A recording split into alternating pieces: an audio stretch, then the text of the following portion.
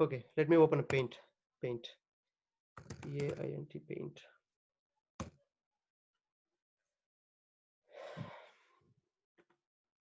Okay, let me take box. Right. This is my student. Sorry, this is my instructor. He's a student. Right. Now, Kalim. Okay, cool. Let me take. Where is my text? Text. Why is the text is not coming? Text. Okay, that is instructor. UCT instructor table, and this table is student. Right. Now, student depends on instructor. Right. Student depends on instructor. So that is a relation will be in this direction. Why? Student depends on instructor. So vice versa is not going to happen. That means instructor doesn't depend on student. Okay. So we have a primary key here, PK. We have foreign key here. So our foreign key is referencing to primary key. Not primary key is referencing to foreign key. Primary key will never reference to foreign key. Foreign key will always reference to primary key. That means student table has information about instructor, not instructor has to information about student. Clear with that point? Yes, Harish. That is clear. So my student table has some column by name. Let's say instructor ID. Instructor underscore ID. This is our foreign key that is pointing to Foreign key. Yeah. our ID. PK of instructor. Yes. ID. So that means I have a extra column in my student table by name student instructor underscore ID, right? Instructor underscore ID. Yes. So far, yes, so far with me? Yeah. Cool. Now that means, again, I'm repeating the same statement. That means student has information about the instructor table, but instructor table doesn't have information about the student table. So far with me? Yes. Yes. Perfect. Now let's talk about JPA. The same thing which we are going to represent in ORM, right? So exactly we have a class by name instructor. This is a class. This is one class, right? So this is one more class, student. STUDENT. This is one more class, student. So now, do not forget about bidirectional. For now, let's come to unidirectional, right? One directional mapping. Here, I have to map from student to instructor because instructor doesn't have any idea unless you map explicitly, right? So here, student has information about instructor. So the mapping will be always from this class to this class, unidirectional. Clear? Yeah, clear. They confuse you guys. It is clear. Cool. So that's why unidirectional will be always in the dependent table. Okay, not from the parent table or super table, whatever you call that. Our student is dependent on instructor. Okay, that is the point we need to understand, like which table we need to take the dependent table. It is simple. It is simple. Foreign key. I told you already. Foreign key. Yeah. So if you understand this concept, like whatever I told yesterday, and this concept, it should be clear. Yeah, it is clear. Cool. I don't know how many. So basically under the hood, JPA will be using Hibernate only, right? Under the hood, it will be using, as of now, yes, Hibernate. It's ORM technologies, I would say, object relational mapping technologies. So basically it is using Hibernate. Yes, You see that Hibernate queries will be there. Yesterday I showed you guys, right? Queries. Yes, yes. So it's using Hibernate. Yeah. Okay. I'm not sure how many guys we are right now. I'm seeing 8. I hope it's good to start. I Suppose anybody else to join. Okay. I still need to wait for everybody.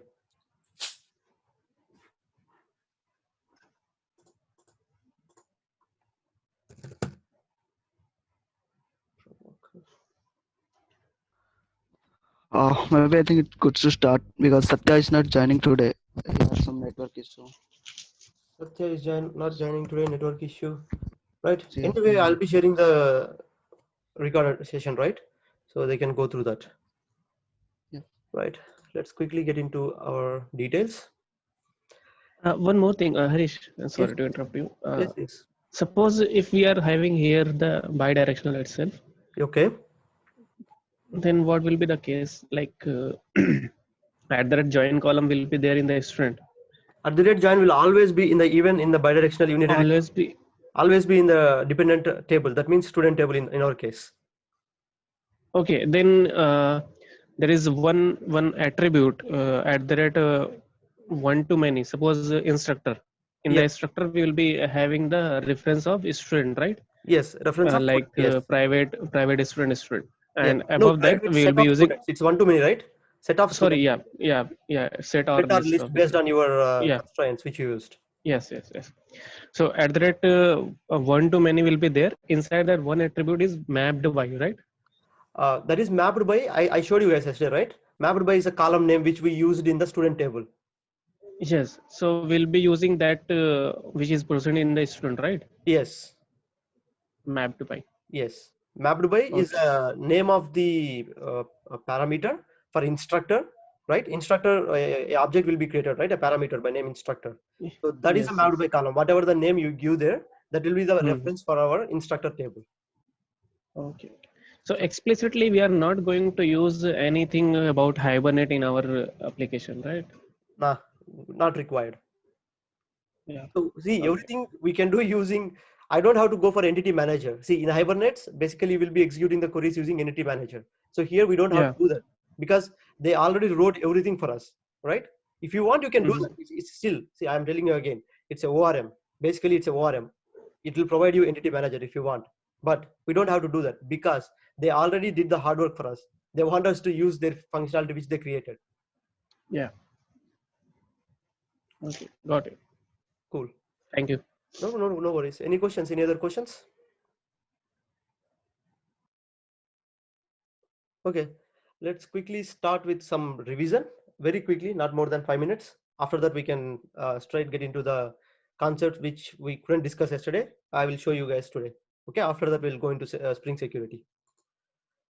Okay, where is my pad? Let's just 5 minutes revision, guys. I just wanted to know what all we discussed yesterday. That's all. Nothing more than that. Right. Can somebody take the initiation, or do you guys want me to start with as usual?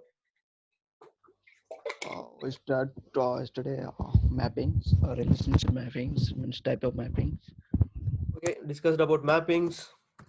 like One-to-one. one-to-one mapping, Perfect. one-to-many,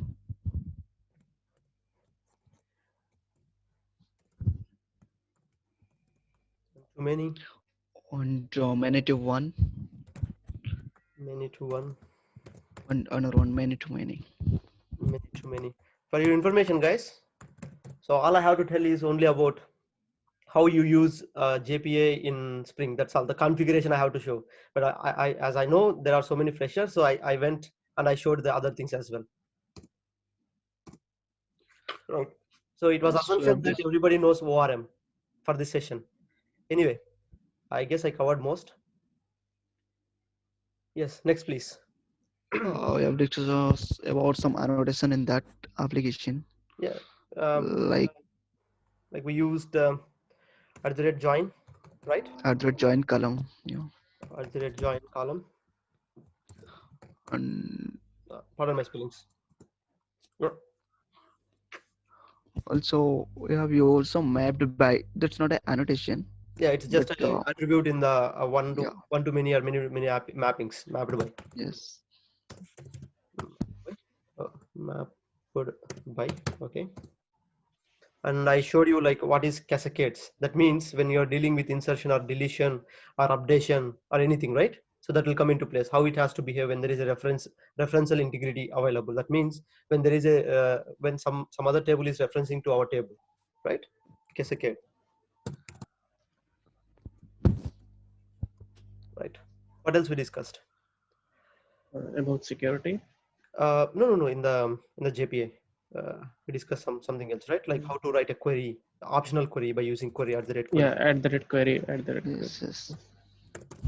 query, and at the rate primary at the rate param in the query. At that param, Yeah. yes. I discussed about named queries. Basically, these two are named queries, and I discussed about passing question mark one. That means by the index based on the parameters passed to the appropriate method, right?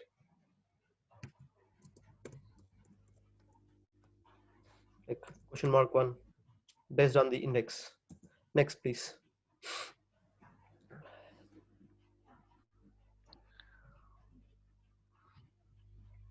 I discuss about also some predefined methods like find all, save all. Yeah, some of the inbuilt methods, and we discussed about how to construct some other methods based on our search terms, right? Find all. Based on our needs, on demand, we can create methods.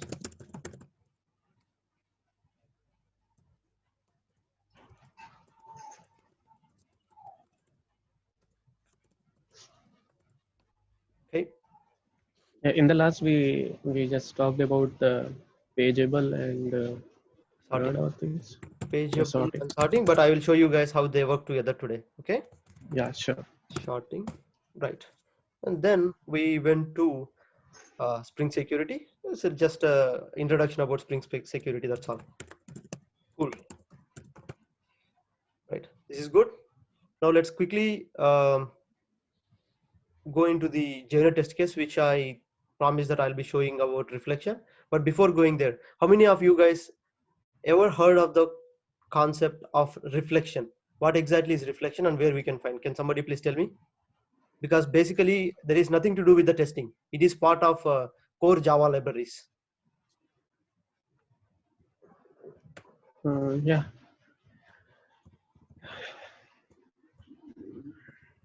It's part Basically, of reflection. JRE also uses the reflection library to create the objects. I think. I mean, there is one concept part creating. of java.lang package, java.lang.reflection. There will be a package named reflection. Yeah. And dot star. You need to explore that API. It's a reflection API by default, which will be provided in the Java. Yeah. Right? It has some of the classes, some of the methods to manipulate the classes. Okay, to manipulate the classes, to change the methods, change the method variables, method parameters. So basically, to get Yes. exact reflection. You know what is meant by reflection? The mirror image of you. Say for example, giving an example, right? By using this, we can get the exact reflection of the classes.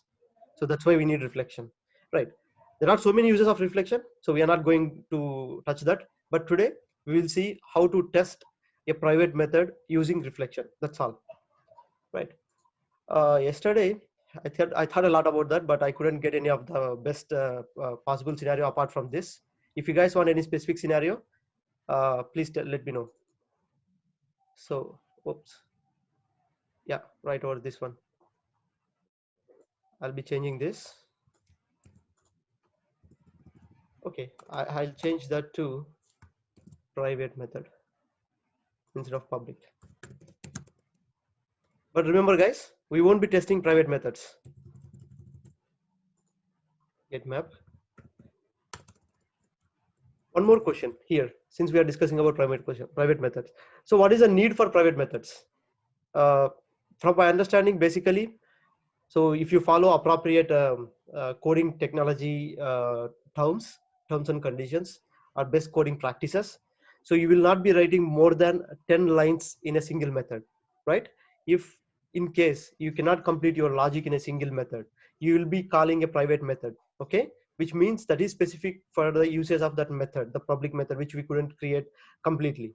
So which means if you are testing public method, by default it will test the private method, which we are calling from, right? So that is the only use of private methods which I saw so far.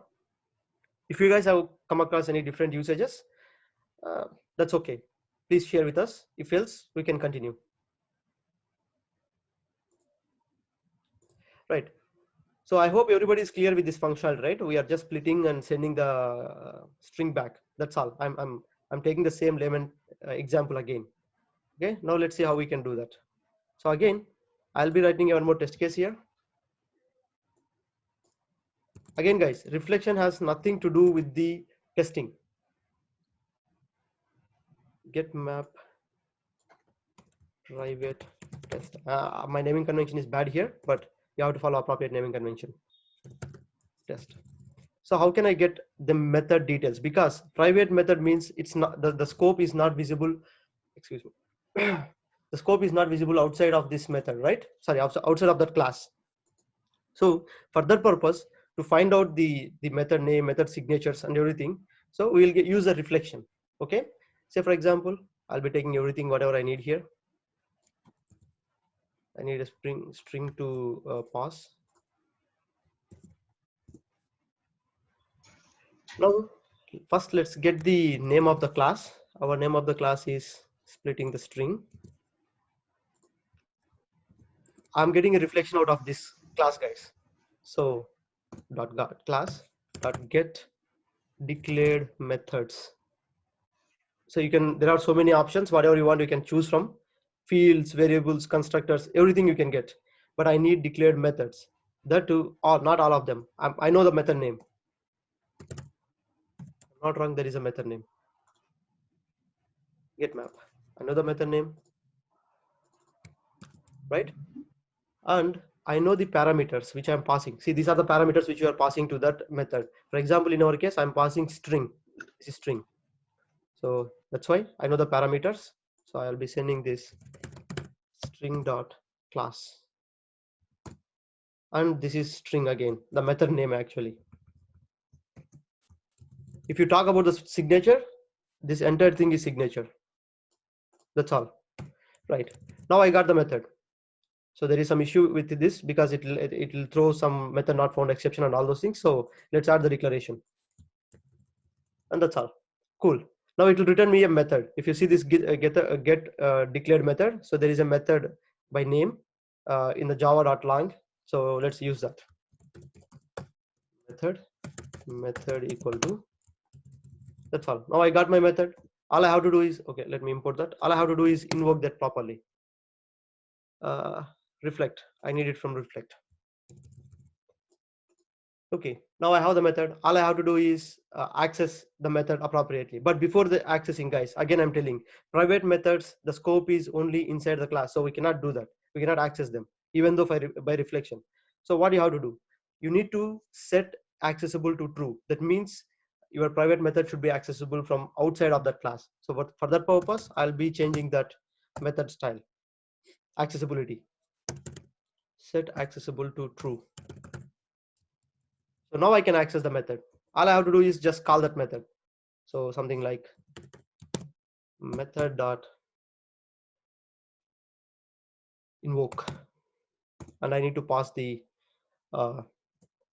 objects and parameters, whatever basically it is expecting. So let's pass the arguments. Test string, that is my argument. And what is it? What is the parameter it is asking here? The name of the object which we created here. This is the one. That's where we are going to use the method from.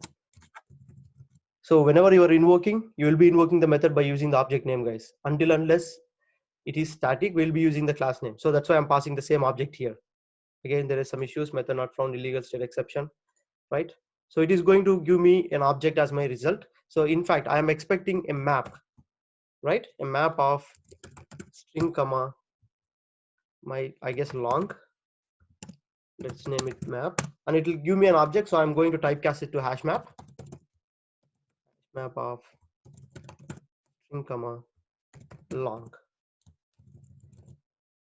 Right. What is the problem here?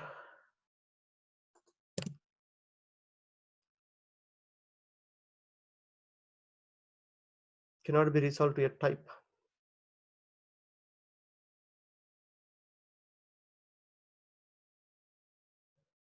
Let's import that. That's all. I just imported that. Now, whatever the assertions which we learned, for example, I'll be copy pasting the same assertions here. I'm not going to do much. So this is the unit testing. That's all. This part belongs to unit testing. Rest everything we are using reflection. So if you want, you can test this method right now like this. Run as unit test case. here passed. If you want whether the call is going to that method or not, you can simply use that system.out.println method here just to verify.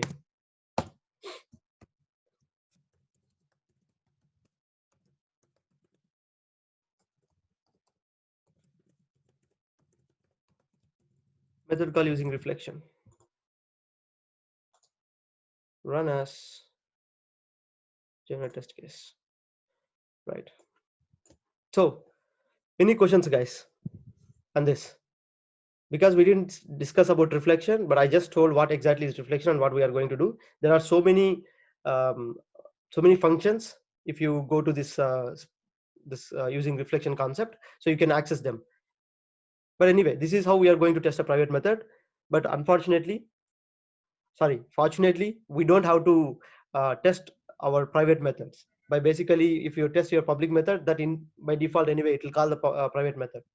So this is how you want to test it.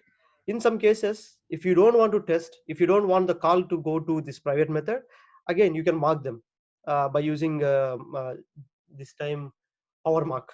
You can mark it. Same concept of marking comes here. And let's not go Yeah. there. It takes time to explain about that marking and everything. But are you guys clear with this concept? Yes, Harish. Thank you. Yeah, no problem, no worries. And let's get back to Actually, business. Harish, one question. Actually, for confirmation purpose, I did not actually work more in that mocking part. So at I the time didn't of I interview, can't hear you. I can't hear you, Akshay. can you hear me now? Yes, it's better now.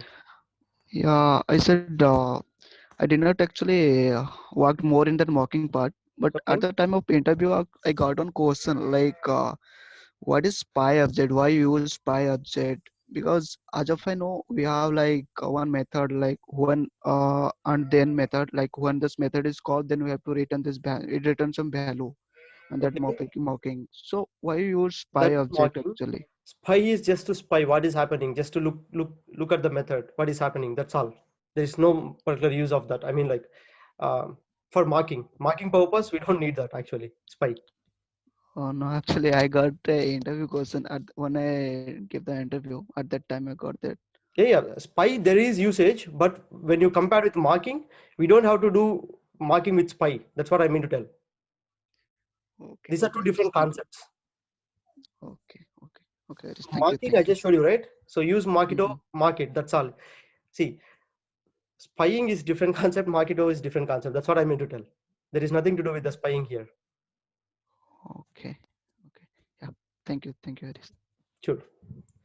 Okay, let's get back to our business again. Uh, so, if I remember properly, I left it at JPA truck.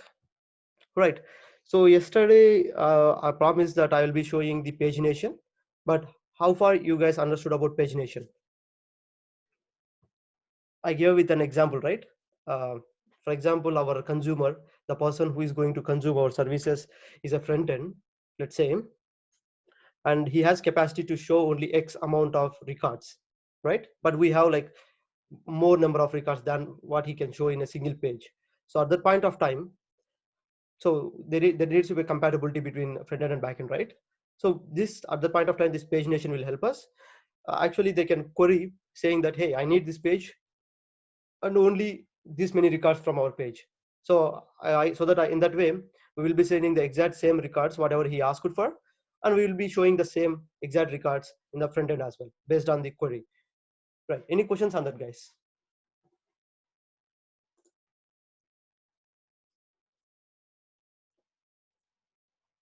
Okay. No questions. Let's quickly go into the pagination. Let's say, for example, let's go to search. Okay. I'll create a new method altogether, or maybe we can modify this this all method. Get all trucks implementation. Yeah, we can modify this. Okay, so let's modify this. I'm not going to touch this, so I'll change the new method again. So for that purpose, this time I'm going to do a pagination, right? So for that I need pageable object, right? Sorry, pageable class. So it's not AWT, it is from spring framework.data.domain. That's the interface. Pageable equal to page request. Page request. So it's again data domain. Here, all you have to do is pass the page number and number of records. Oh, it is dot off. So page number, let's say I want the page number 1 and I want records, at least maximum 5 records, and that's all you have to do. Now our JPA by default provides a method to handle all these things. For example, whatever the method it is by default providing, let's say for example find all, if you pass this pageable, it will do the work for us, and we don't have to do explicitly implement the pagination manually by using code. No, let's see that.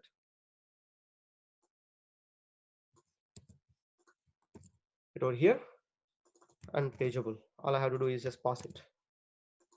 This time instead of list, it will return a page. So like that.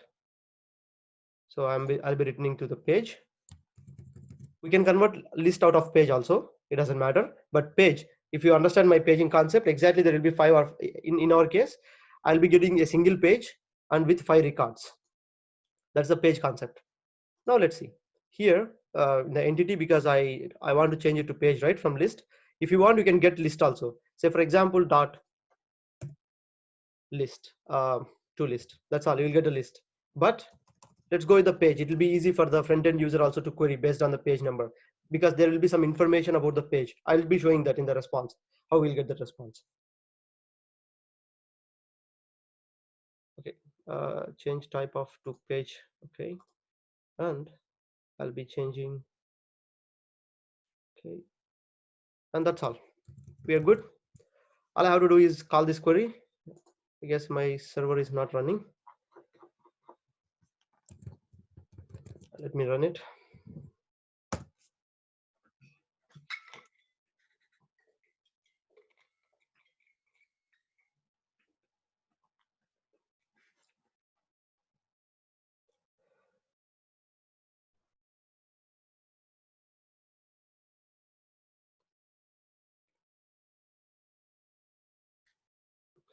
Okay, I did run. Let's do simply truck slash all. Oh, my bad. Why is it going to log in?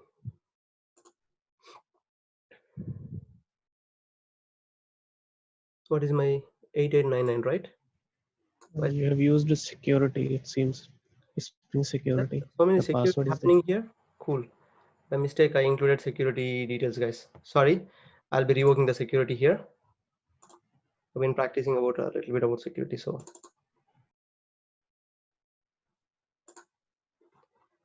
I'll be removing the security from here. Source toggle comment. Okay.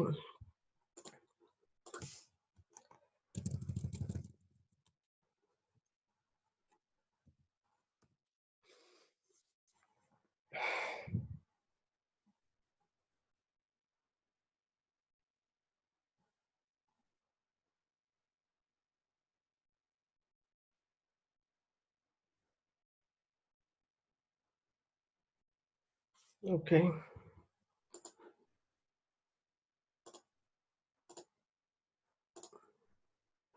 Yes, now it's working. Truck slash all. You see, so we have content. Let's count the content. 1, 2, 3, 4, and 5. That's my records. Exactly 5, right? And after that, the page information. Like, are we sorting? No. Offset is 5. Page number is 1. Offset is like number of count basically per page, and page size is 5. So we can get the number of pages as well available. That is total 2 pages available. But as of now, we are just returning only 1. So total elements 10. Sorted again based on the sorting. No, we didn't do sort it. So any questions on that, guys? Yeah, how we will get that page number to record? Okay, I will show that. I'll show that. As of now, we are just for our information, I created, like, I thought everybody will understood. Now we can be getting that page number from here, like Yes, yes. @ request params, request param. So let's say page, so it's an integer value, page, comma, @ request param, number, or number of records per page. So it's an int number, like that you'll get, and you can pass those information to the truck details, page, comma, number. Change method, create method. No, I'll be changing the method, existing method. So int page, comma, int number. So I can pass the page number here, page, comma, number. That's all. So you can get it like this. Yes. Now let's see Got it. sorting. In the same, we can add sorting. So our page request has capacity to take one more parameter, that is a sort parameter, and let's see what is sorting. So it's again the same from the same function, guys, sorting. So it's a part of org dot, let me import that, sort data domain right over here. Sort equal to, all you have to specify is on what basis you have to sort. Say for example, sort dot by. So for example, if I want to sort based on a number of kilometers, we can do that. All I have to do is specify the variable in our bean. Let's go with year. I remember year variable, so very easy. Year or model, so there is no underscore or something. And if you want like ascending, descending, so you can specify that ascending, like that. Sometimes you may have to sort based on multiple columns. You can provide all the columns here, and that's all. I'll be passing this sort to our page like that, and it likes it. That's all. It works. Again, if you want dynamically sorting, you can get the one more integer here, or a list of parameters, and we can iterate over that. You can construct the logic always. So now quickly let's see. Hi Harish, actually, can we mention these things in the controller or in the repository or only in the service? Basically, it will be good to do in the service. Okay. Right. Okay. Thank you. So we'll be getting that, and we can use that. Let's quickly see how sorting works. Same call. Some error. Let's 400 page not present. Oh, I have to give this. So our exception had Yeah. bad, guys. So we have to handle the exceptions. So let's say page is 1 and number equal to, let's say this time let's get the page 2. I need 5 records. You haven't mentioned in that URL, I think. Sorry, what was that? Did I forget the URL? API. Yes. So I did mention right here, page and number. What did I forget? Okay.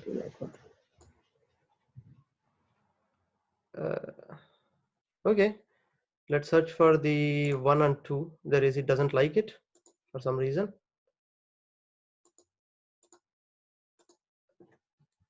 1 and 2, 1 and 5.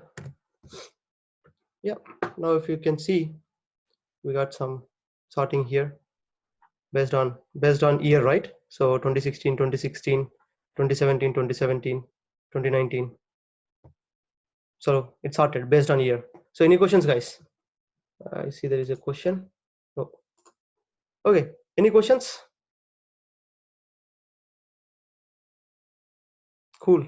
No questions. We'll move forward. Right. Somebody joined here. Let me take the attendance. I have no idea who joined here. Manoj. Who is Manoj?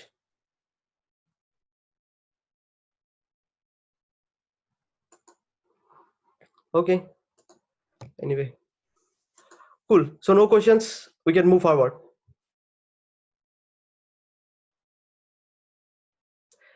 Right.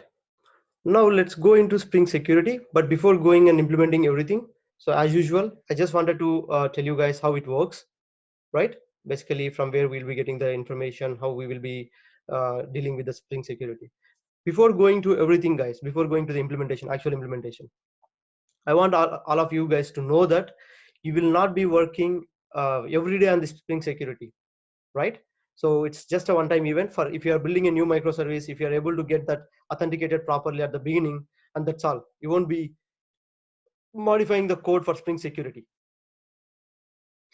So let's go into the detail. Let me open this file, new, don't save. Okay.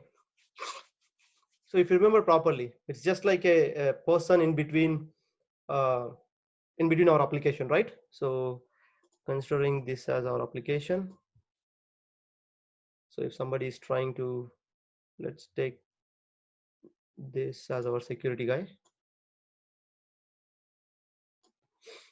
So if anybody is coming trying to enter into our application, so in between there will be some filters right over here between our application, a bunch of filters. So this is our security guy. So when somebody enters into this, so it will try to do some filtering here based on the chain available, multiple chains. So I'll be showing you the filters also, how many filters we have. So basically it should be 15 filters, but we'll be discussing about only a couple of filters. We don't need any like all the 15 filters information here, right? But we will be discussing about some filters. So this is our application. Let me put that here. This is our application, right? So before entering into our application, we hired a security guard who will be testing each and every request. So he'll be asking like, who are you and what do you want? Basically, what are you authorized to do? Who are you? Are you with us? Are you eligible to enter into this site or not? If you are eligible, and what kind of permissions do you have to go into that site? Are you admin? Are you a general user? Like what kind of restrictions should I place on you? So basically that is what our security is going to do here, right? So how it's going to work internally, right? So if you observe properly, it's just going to include some filters. If you remember properly, yesterday I've been discussing about filters. So those are the it's again Java classes which will be getting the request prior to going to our application. So in the filter, it will do some logic, basically some validation logic, and based on that it will the chain continues. Say for example, in our case we will be using first delegation filter. The first filter will be delegation. So let me put it his name. This is our delegation filter.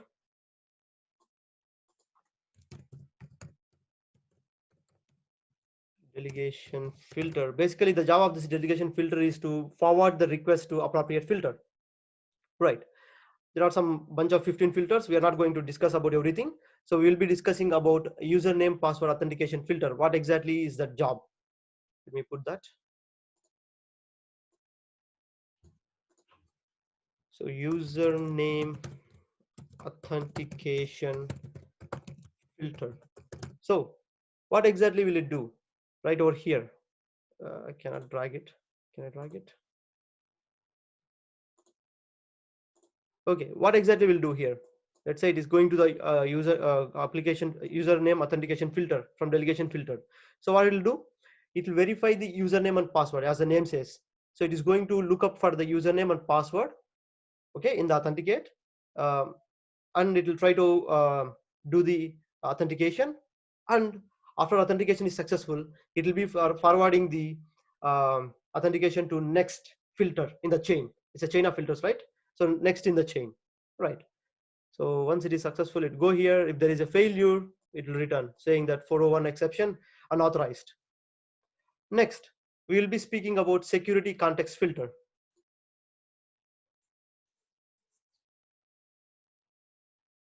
Right, let me write it here. Security context filter. Right. So what is the job of this filter? So after this authentication was successful, so it is going to populate the security information, okay, based on the configuration provided. That's all. It's not going to do any of the validation or verification here. It's just going to populate the information based on the configurations. Right now, let's see the so let's say at any given point of time, multiple sessions can be handled. I mean, multiple users can log in, right? So we need some kind of mechanism over there. So let's talk about concurrent session handler. So it is useful for that. Concurrently, whoever is trying to open up a session with our application, so we'll be dealing with that.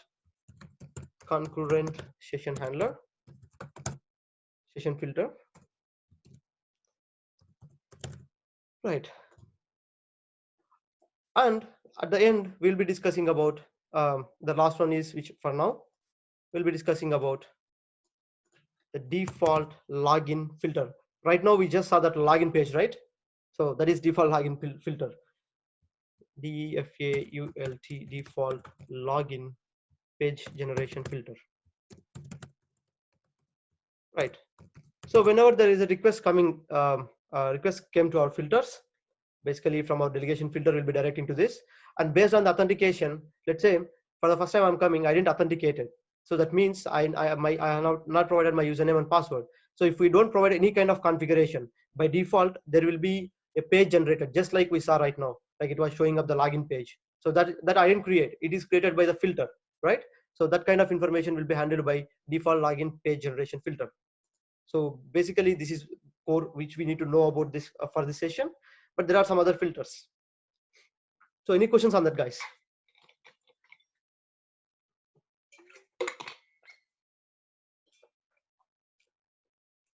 Clear, Harish. Cool.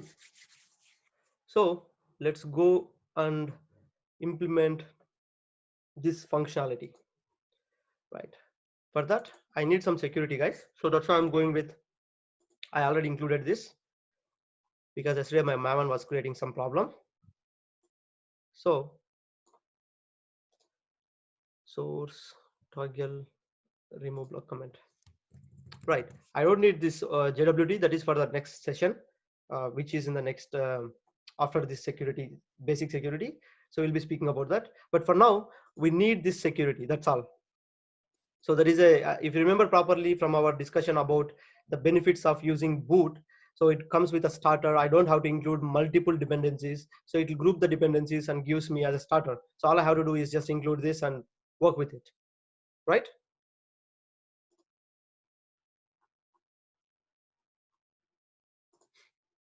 I hope you guys remember that. That's why I'm just using a single dependency here. I'm not using for multiple dependencies. Cool. Any questions on that, guys?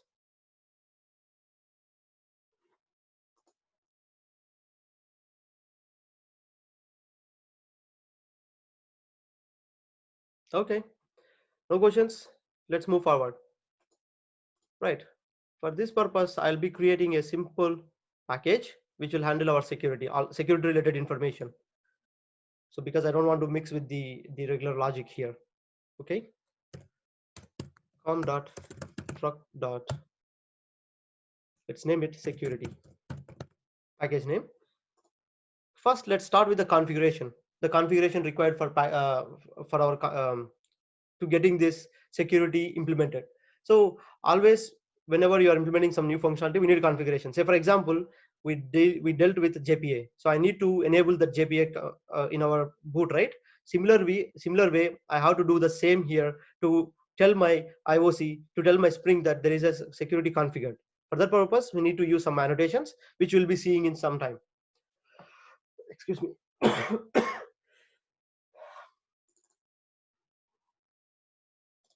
Right, let me name it a class. Let's take, oh, why it's not class opening? It's taking time. Let's name it truck security, CCURITY, security configuration. Right, guys, what we are seeing here is just a simple configuration, simple simple security. That means whenever you are trying to log in, it will ask for the username and password. That's all. After that, we will see this JWT and everything, how it works. Right. So all I have to do is I need to extend a class. Hence, that is basically Spring provides our default functions, right? So we'll be doing that. We'll be extending the default class. So that is web security configuration. Sorry, configuration adapter, the second one. Right. Now, to enable security, put enable web security. Enable, that means we are enabling our security here. Enable web security. Perfect. Now, there is a default some overridable methods. For example, by name configure, which takes Authentication Manager builder as the parameter. So we need to override that method because we are implementing our custom security here. That's why. For that purpose, see the method. So this is what I'm speaking about. So here it will accept. I want super. Forget about super. So there will be a user detail information in the inside this Authentication Manager builder. So that user information we need to set. What is the user information? Basically, the user information is nothing but the credentials. So basically, username, password, the roles, and the responsibilities, and everything here. The authentication details as well. That means from we are getting a user input, right? The user information like username and password to our site, to our service. So those things I don't know with what I have to validate, right? So for that purpose, I'll be passing the user information with this authentication builder, right? How can I do that? So there is a user detail service. So I need to pass our custom or overridden user detail service. So that service basically what it has to do, it will talk to our repository and get the user information from our repository, right? In our case, we are maintaining a simple um, uh, login underscore master table, right? So from that it will take the information, right? But do I have a service something like that? So I don't have one. So let's go ahead and create the service, a class. So let's name it after truck user detail service. Truck user detail service, DETAILS service, right? Finish. And there is a implementation. Basically it should be implementing, if you see this properly.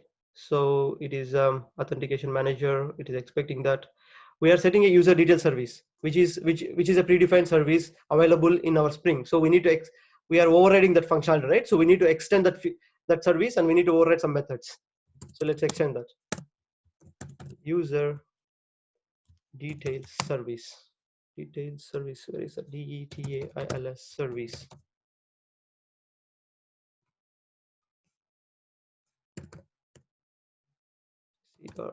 CRVIC.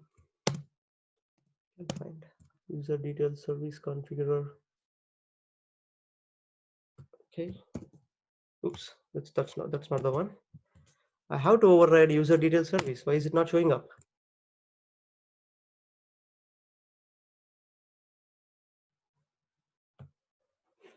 Just a minute, guys. I guess I missed some of the configurations. I mean, like some of the jar files. User detail service. I included Spring. This is weird. Okay. That is supposed to be part of this. User details. Did I do a spelling mistake here? Let me clean the project. Refresh. Project clean. So I'll be cleaning this project. That is weird. So I just specified the user service here. It's not throwing any error. right? So I'll specify like that. Ah, my bad. It's not a class. That is the reason. So it implements. Sorry about that, guys. Add unimplemented methods. Cool. So now here we are going to implement the method which will return a user information by talking to repository. Okay. So we have a repository. No, we don't have a repository yet. So let's create a repository. But before creating repository, let's do the JPA way. I mean the Hibernate way. So new, the class. Let's name it login details. Make sense? Login details. Login details. For that, I need an entity. Name equal to login underscore master. Sorry, login details.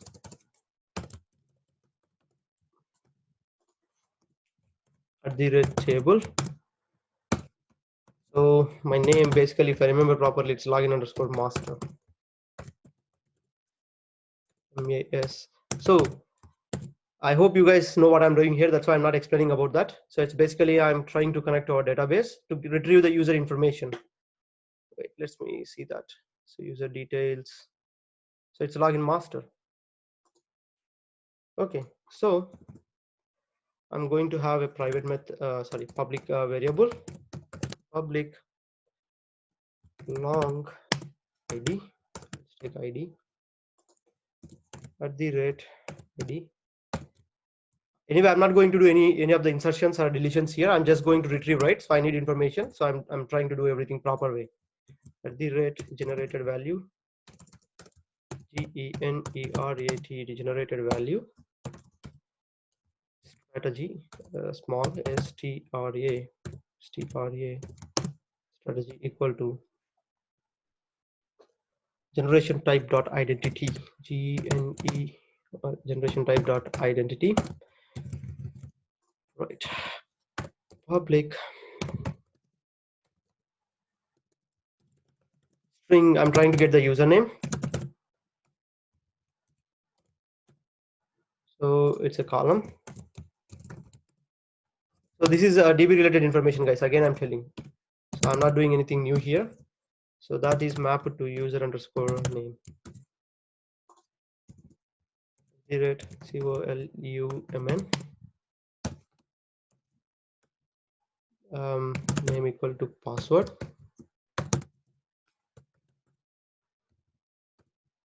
Basically, in the real time, you won't be having these details with you, with the person whoever is working on the project, the information regarding the login, the user details. So it will be maintained in a separate DB, and they will be encrypting it. Here we are not doing any kind of encryption. We are just plainly saving as it is, right? Let me go to generate source, getters and setters, select all, source, constructor using fields, source, constructor using fields, deselect all. Okay, and that's all. I have my table ready. So all I have to do is create a repository. Oh, I created in the repositories. My bad. I need to create in the beans. Why not going through the beans?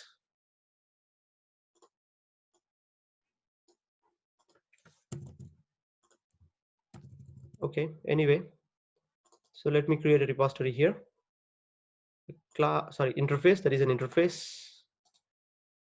New interface. Let's name it login details repository. Login details, DETILS REPOSITO repository.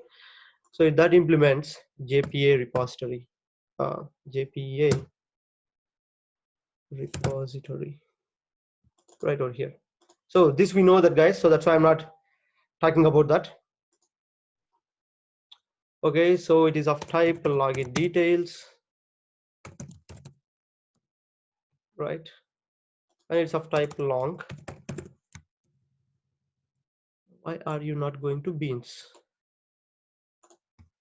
Okay, copy and paste. that is part of beans. Let's delete this.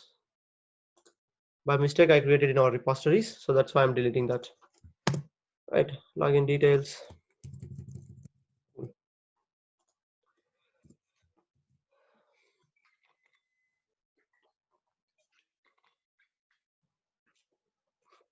Now I have my login information. So all I have to do is in my service, I need to get the login information, login details information, right?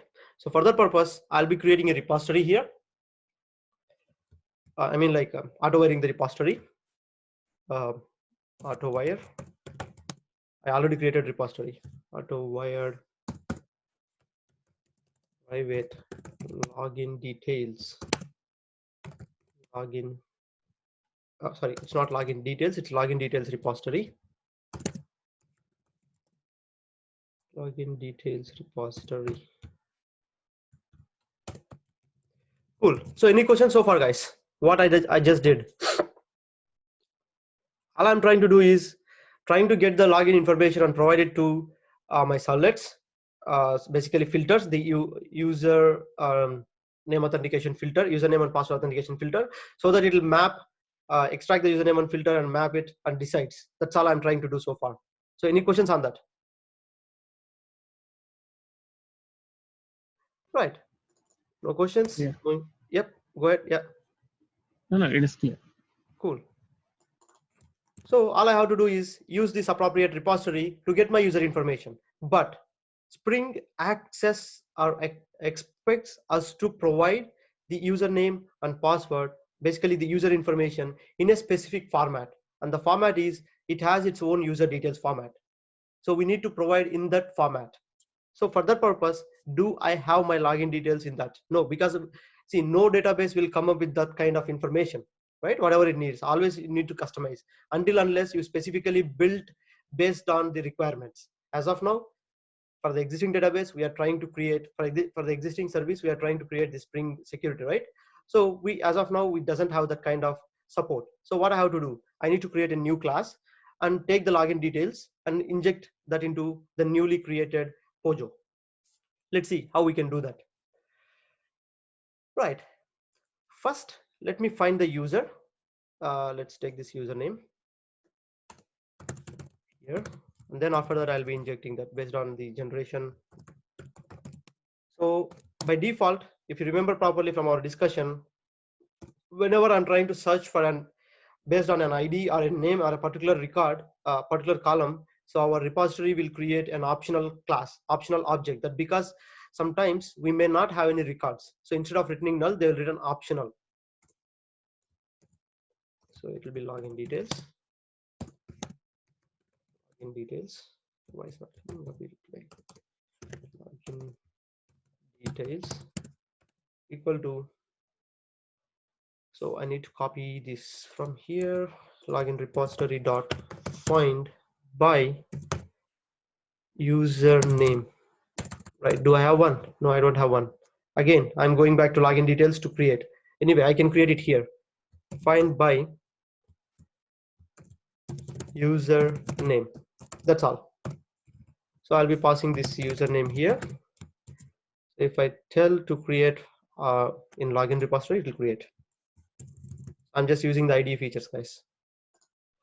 So now I have my username and password, right? But I need to, I mean, like, as I told again, Spring expects this to be presented in a different format, right? For that purpose, in the security only, I'm going to create a new class. Let's name truck. What can we name? We already named login details. Truck user details, let's say truck user details. Right. Finish.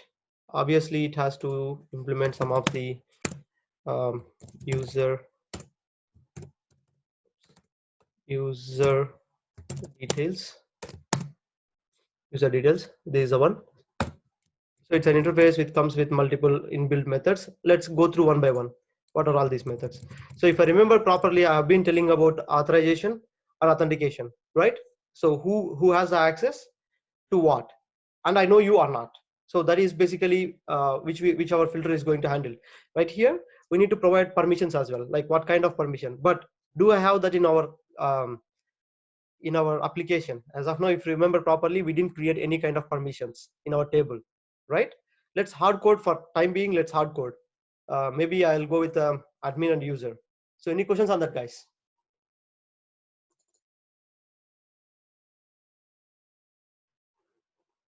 Okay, let's quickly do that. I need a username. So basically I will go with a private private username. It's of type string, so which I will be handling here. Username private string password. Right, now what else I need? I need to, okay, here if we go properly, I'm constructing the fields based on these parameters, guys. So there is a function to get the password, so that's why I'm going with this password. There is a function to get the username, so I'm going with the function username.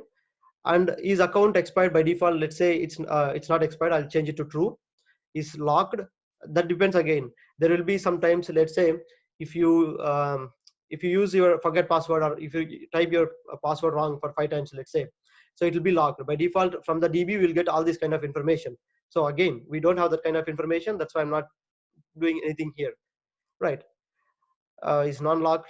Again, is credentials non-expired? There will be some expiry time, right, for every credential. Let's say after if we are working in the corporate world, at least after 3 months you need to change your credentials, otherwise it will be expired, right? So there is a function for that to verify whether our credentials expired or not. And then is enabled.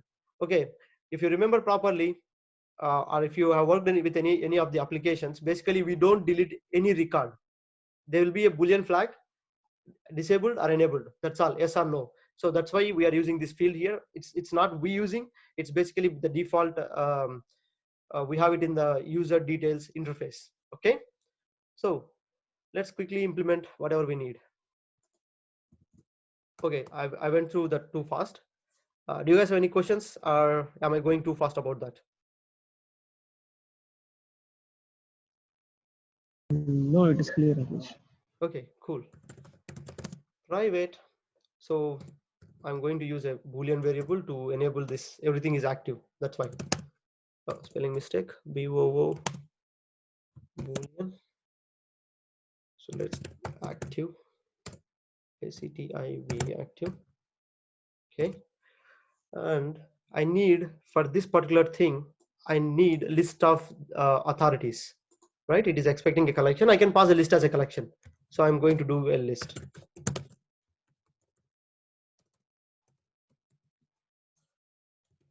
Granted authorities. I'm going to copy paste this.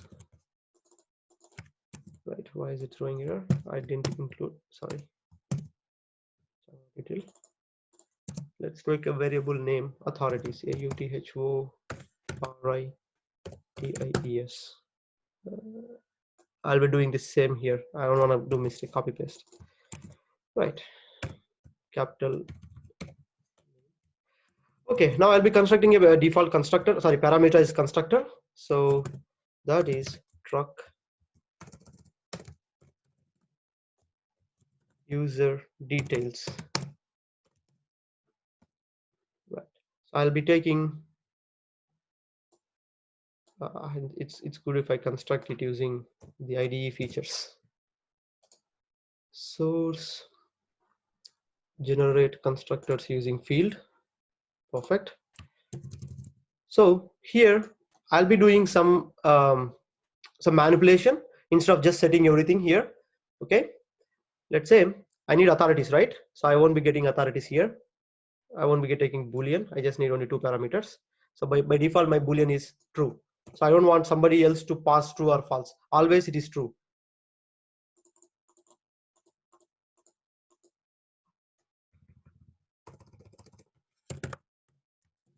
For now, always it is true.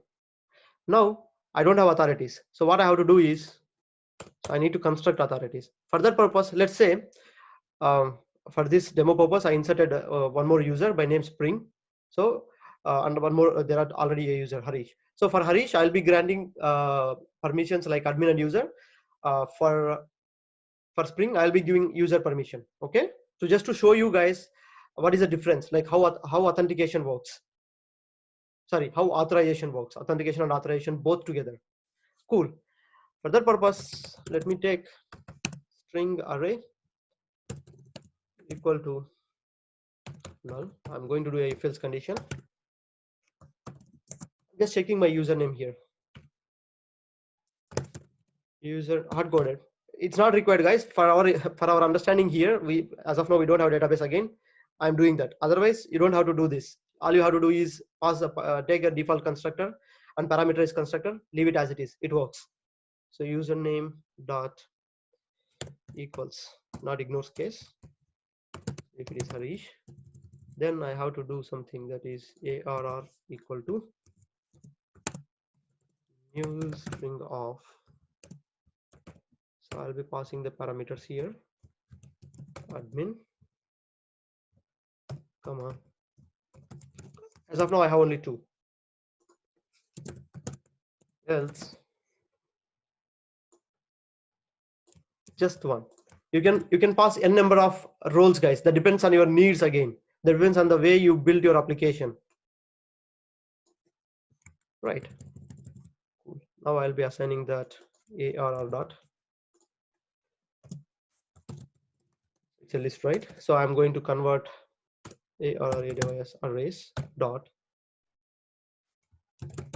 stream my user array dot map. So I'm going to map this to a new granted authority, the implementation of the granted authority. So a class basically. So I'm going to map it to a simple granted authority class.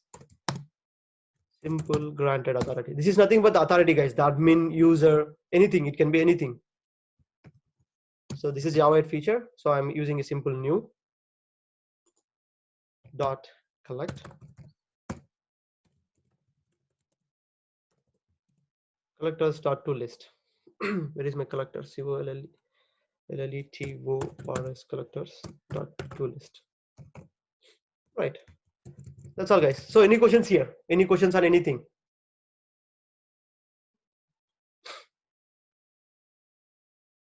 Right. Now let's change all these things here. So we have null here. I don't want null. So authorities, I'll be passing authorities. So password, I'll be passing password. Username, I'll be returning username.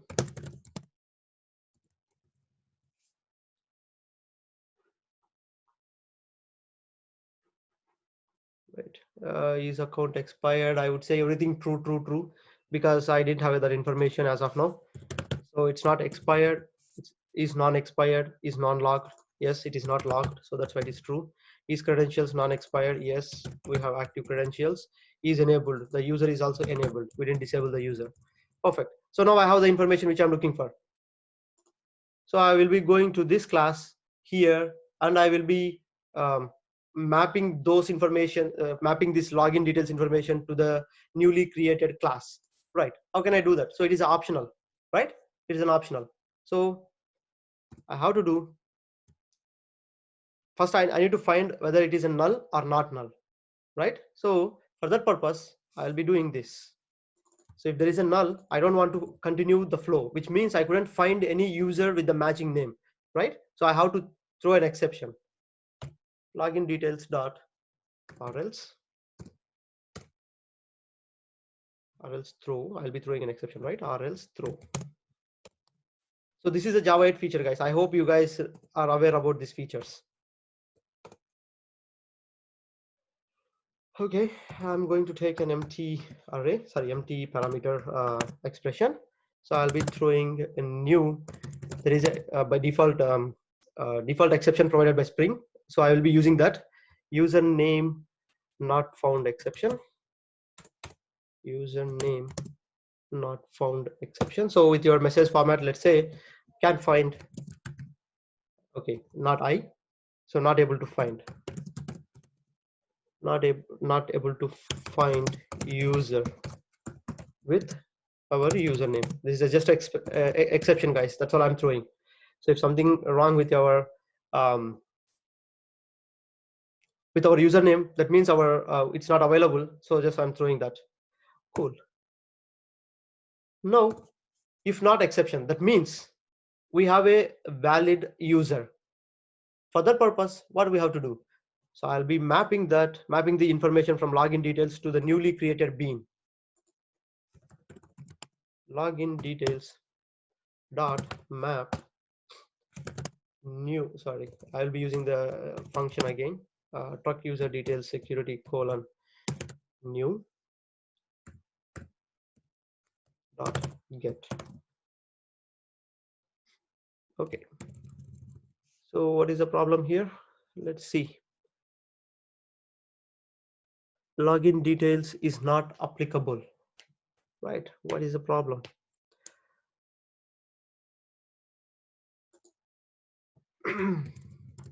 Okay, let me do old way. If I tried something here, it doesn't work out. But anyway, let's do this. I can get the information. So I'll be creating a truck user details. Truck user details equal to new truck user details. I can pass my username and password. So basically I can get the username and password from login details. Login details dot get username. Login details dot get password. Perfect. So I will be passing this here. Delete, and that's all. So any questions on that, guys? All I did is, so far, Spring expect us to send the username and password and other information in a specific format, the format which we have to follow. So that's why all I did is took our username password based on a username which a person is sending. So, and I'm getting the information and I'm giving it to the servlet, that the authentication servlet, and that's all. Now let's go back here. So now I have not this one. Now I have our service, right? So let's take this as a private. Our service name, we named it after truck, sorry, capital T, TRUCK, truck user detail service. Truck user details. Truck user details service. So small t. I can do auto-wire, but as I told you, I'll be using this Spring Boot feature. So I'll be generating a constructor. So let's take this truck service configuration. Oh, sorry, security configuration, that is not service. Security configuration. I'll be taking this parameter. So our IOC will take care of this dependency, guys. So dependency injection. So we don't have to do that. This dot truck user detail service equal to truck user detail service. Right, I'll be using the truck user detail service here. So I'll be passing that here. That's all. So any questions, guys? All I'm doing is Spring comes with the default some classes and interfaces. So I'm overriding them and I'm creating my own service and my own user information or user details. So I'm using that right now and I'm sending it to the filter again. That's all. So any questions, guys? Any questions or any concerns on this? Right. Now this is the part of authentication. Now let's do the part of authorization. Right. For that purpose, again, we have to override configure. So this time we will be overriding this method, which takes the HTTP security. Right. I don't want this super.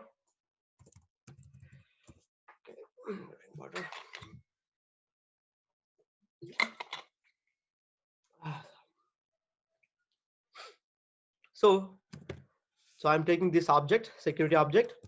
I'll be performing my tasks here. Right. CRSF disable, CSRF That is, it's a cross-site request forgery. Okay, I'm disabling them. So it's like a phishing. If you remember properly, it's just a phishing. It's a scam. Like they'll be clicking the link and they will be gaining access to that.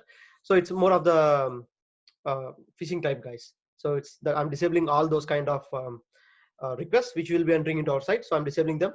Next, authorize any request. AUTHORIZE, authorize requests. Right. After that, this is where we are going to specify. So which kind of user has which access for which kind of URL. So let's see that.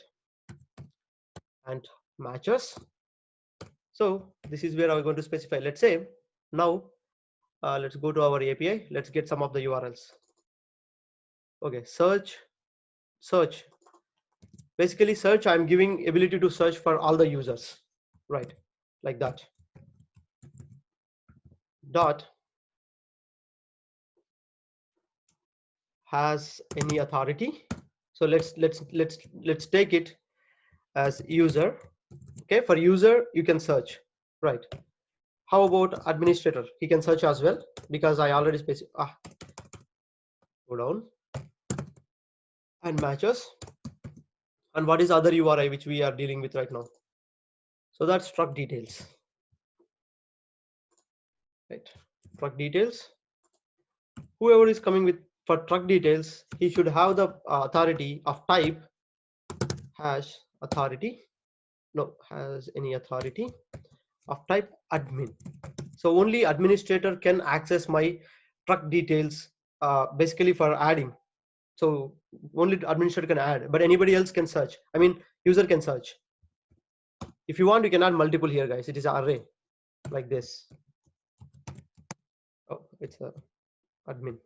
ATMIN. It's an array, guys. You can add multiple. So let's do the differentiation. That's all. Now I need to specify, right? What I'm after matching everything. I need to specify any request dot authenticated, means after authentication only how to provide.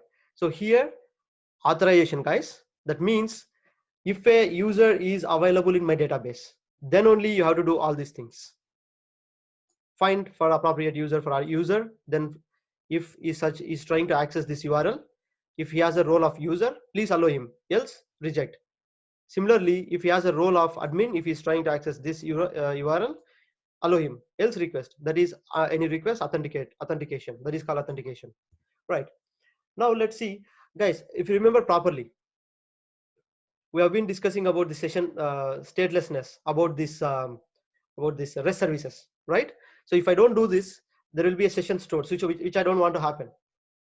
That means, so I'll be removing the session dot session management, SESSION session management.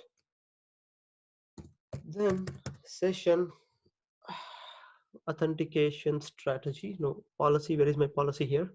Session creation policy, right, or this one. So I'll be taking session stateless. So for that purpose, stateless is a final string. So I will be taking the appropriate class.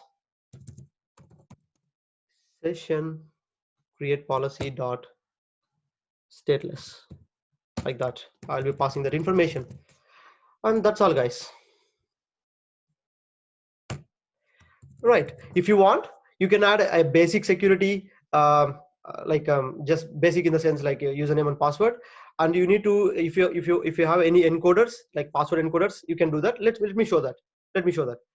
Okay, like this. So we have to add a bean file, which means we are overriding the existing bean of this password encoder.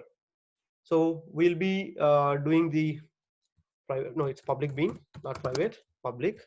So capital P, public. It's a class password encoder. So here in our case, we do not have any encoding like base64 or maybe what are the other things, base64, some hashing algorithm or anything, guys. As of now, I remember only base64 encoding. So we are not doing that. We are as it is steering the password. So if you remember, Harish, and Harish is a password. I didn't change the format into base64 encoding. So for that purpose, we don't have encoder. I have to specify to our Spring security that there is do not encode the password or do not decode the password. Right. Get password a method name encoder is the method name. So why is the bean is in the red color? Bean retu return no op password encoder dot get instance. Right, basically it's a singleton, so I'm getting that right over here. Right, again, if you have any basic authentications, you can do that. Let's say, for example, it's just a way to provide for authentication purpose, guys. Again, authentication purpose, you can specify use this specific basic authentication bean object than the existing one. How can I do that? Right over here, bean. So you can specify like public is basic authentication PUTHEN authentication entry point, right? So whatever the name for creating the bean, whatever the name for creating the bean. So I would say get basic because I'm trying to get an object of basic authentication entry point. So I'll be writing the same thing here.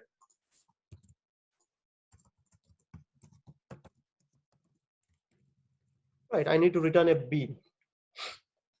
So for that purpose, I'll be creating a bean. I mean, like using new keyword by basic authentication using new. I'll copy paste the same thing. Oh, why is not copy paste? Right over here like that. So I'll be returning this. So use basic authentication. Basic authentication entry point. Right. There is a concept called realm, guys. A realm is something like the place where you store the information. So if you want, you can use that as well. Realm, I'm specifying, hey, I'm going to a particular repository, so which has some user information details. So if you want, you can use that realm as well. Let me show you that how can you use. So here it accepts some realm dot set realm name. You can just specify any name, or else if you don't want to, you don't have to. It's up to you guys again. Right, since I overrided the existing authentication entry point, so I have to specify here. If you don't override, you don't have to. Okay. Okay, guys. Yes, no. Any questions? What is that no of password encoder? I did not get it actually. This one, if you remember, Yeah. okay, we will be giving the username and password without any encryption. So let me show you that. Where is my user? Let me get the information. So like this, right? Is it encoded? Yes. Encoding means if you apply some kind of algorithm, so the characters will change, like some gibberish will come. That means some ununderstandable format, right? In our Okay. case, we are not doing any kind of encoding. So we are storing the username and password as it is. So password is this one, my bad. Password is as it is. So that's why I need a way to tell my servlet, hey, you don't have to do any encoding or decoding from the user which is sending a password, right? So directly match as it is without doing any encoding. So that's why we have to specify, hey, don't do that. That is why Okay. we need Okay, this Harish. password encoder. Did I answer your question? Yeah. Cool. Thank you. Give me a minute. My mouth is so dry.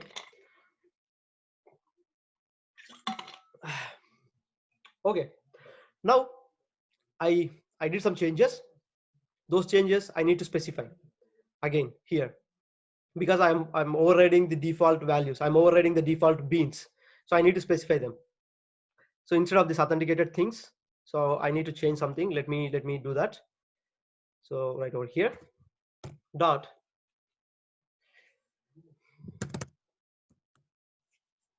I need to specify I'm using the general HTTP basic like this. Dot.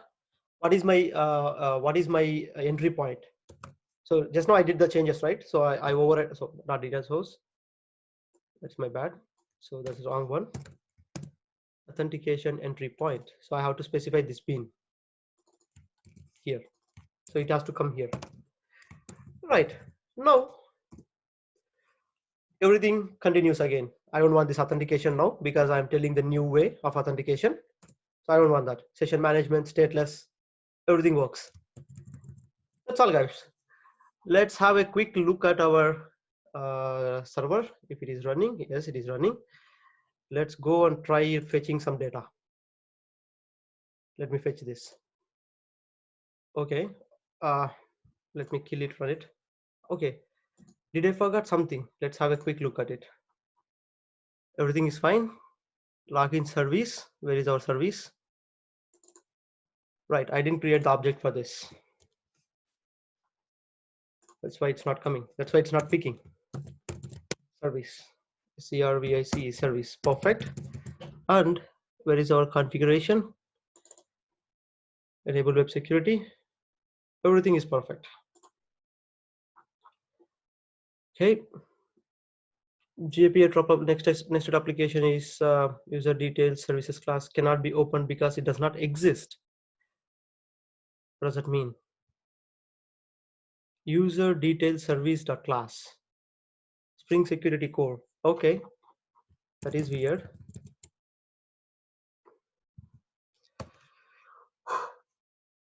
So that means it is specifying that some jar files has been missed, and I couldn't find the class name which we use, that user details.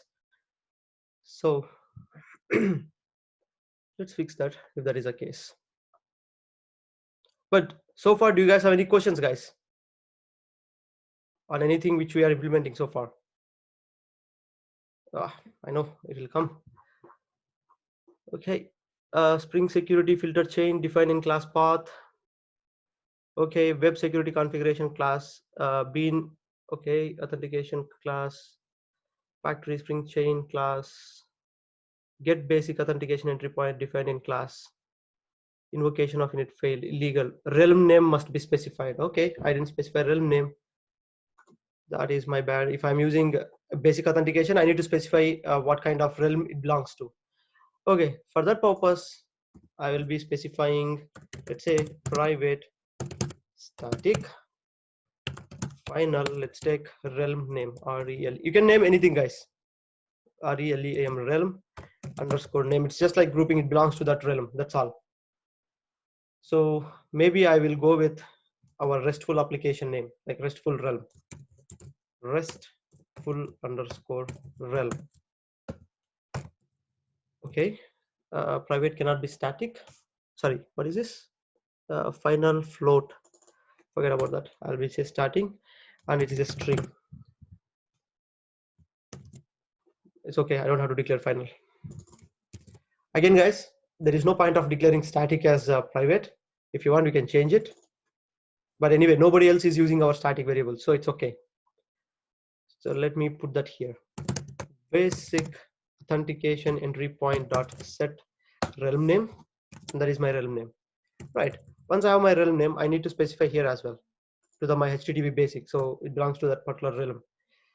Right. Okay. So realm name, we have that, and realm name. Okay, did I miss anything here? Any kind of configuration? Okay, this is good. Did I auto wire the repository? Did I mention it as a repository by any chance, guys? Where is my login details? No. @ repository. So if I don't specify, our IOC will not know, right? So it may end up errors again. So let's see what else we missed. So I specify repository here. That is okay. The newly implemented class. So this will take care of this as a configuration, right? Cool. And I'm injecting the truck details here. Perfect. Let's go and have a quick look at truck user. So this is good. I auto wired it instead of using the default, sorry, constructor. That is good. Cool. Now let's build again. Excuse me.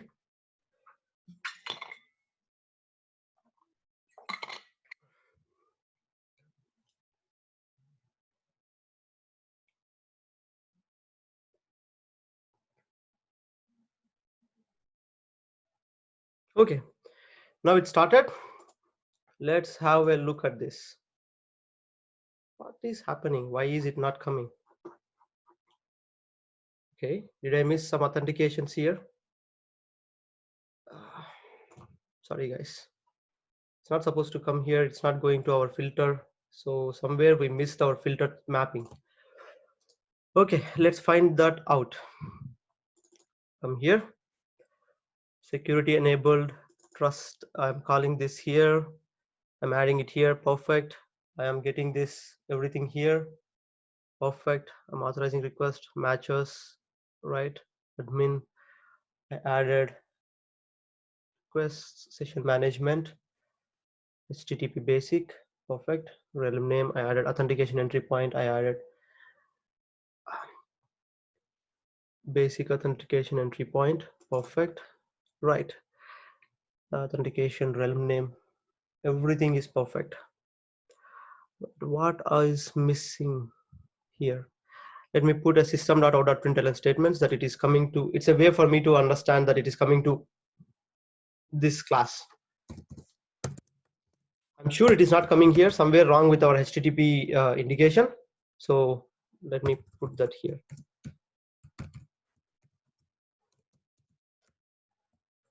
Okay, user details. Print username. Right. So it's a way that it's coming here.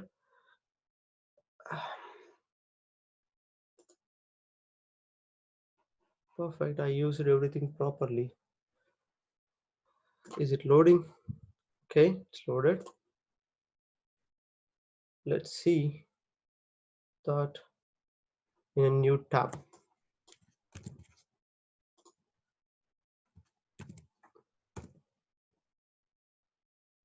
No, we missed something, guys. What did I miss? Let's have a look at the logs. So it's coming to username. Perfect. So that is good. So somewhere our authentication, it is allowing for all the users by default. Right. That means somewhere my session has been stored for username. Crap, that is weird. I may have to clear the cache. Guys, if you remember properly, I haven't provided any username, but I'm getting my username here. So that means somewhere my session has been stored. Again, session in the sense, not the server side, session from the user side, browser side. Let's quickly do one more check by using this. So let's try to get search truck. So what is our endpoints? Let's use other endpoint. What is our endpoint? Search truck. Just truck. Should be, no, it is expecting some username, password. So let's try to get user all. So it's not accepting anything. So let's try to get user slash all. So it's just a truck. There is no truck here. Perfect. So no auth. So that means I do not have any authorization here. Forget about this username. I'm not sending that. So get request 401. Perfect. So there is a problem with the cache, guys. My cache has stored my username and password. That's why it is sending every time. So if you see that, we are returning 401 exception because I haven't included username and password because I removed it just now. So any questions? Right. I did not specify 401. How did it take? If you have a close look at the code again, you'll get to know. Let's see that again, one more time. Right over here. Once, if I find the username and password, cool. That means it is not telling it you cannot find. It is unauthorized. That means you are not able to access and you are not able to get here also, right? Because I do not have any username and password. If you look at it, I'm not sending username password. It's not even coming there. My filter, which I specified, the username login authentication filter, So it is itself filtering and returning back, right? So it's not coming here. It's not coming to my filter. I mean, it's not coming to my service at all because my username is null, right? Any questions, guys? Any questions? Any concerns? What this basic authentication entry point will do, Ramesh? So it's nothing but I'm overriding the default authentication. I just wanted to show you guys we can do this as well. So it will come to this one here. So it's just I'm specifying use my, instead of the default one, use my specified bean to authenticate, to just to take the username and password. That's all.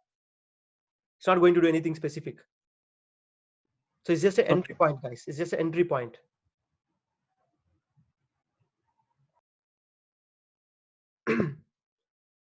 So any questions? I would like to have one recap, I think, from the beginning. Yeah, I will show that.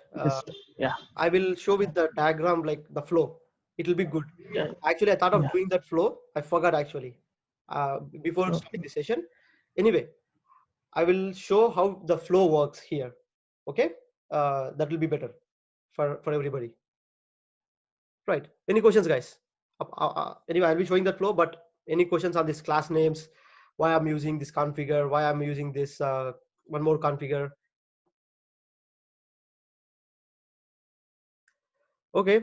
If you guys don't have any questions, I will give you guys a quick break, and after that we'll do a quick recap of what we discussed and how this security works from the end user perspective of view. Let's say, for example, I used my Postman to send the request. So from there we will see the flow, how our Spring Security manages to get the user information from the database and authenticates it by using a picture. That will be good, I guess. Sounds good. Yeah. Okay, sure. I will give you a quick break of 15 minutes and we'll be back again. Thank you.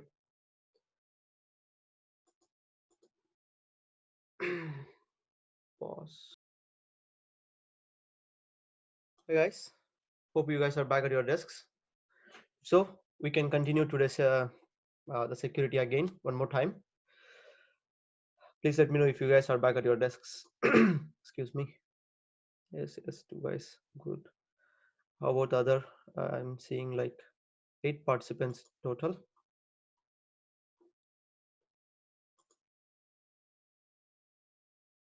3 yes. Ramal Patel. Good. Yes, 4. Cool. I hope everybody's back. So let's quickly see that using a picture, right? Okay. Let me create a new one. Okay.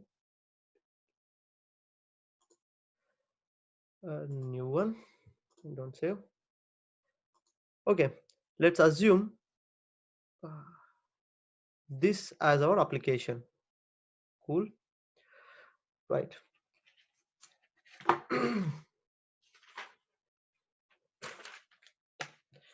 Perfect. So let's take okay, there is this filter. There are some bunch of filters. Right. Let me take the brush. So this is a filter chain. Crap. Why is it going all the way? This is a filter chain. So one after one, it will execute. Right. So many filters. So our user input is coming this way. Right. As of now, I haven't specified any user information like username and password to authenticate. Right. So what it happens, it's not even coming to my my actual implementation where I am calling the user service and everything. So what happens? So if you remember properly, so our the filter username and password authentication filter will look for the username and password. So since it is not there, so it will send the it will rewrite the message to our the other filter which I specified, which is going to display the 401, or basically which is going to display the username and password screen, right? So that's going, if username is not present, it will go to the other filter.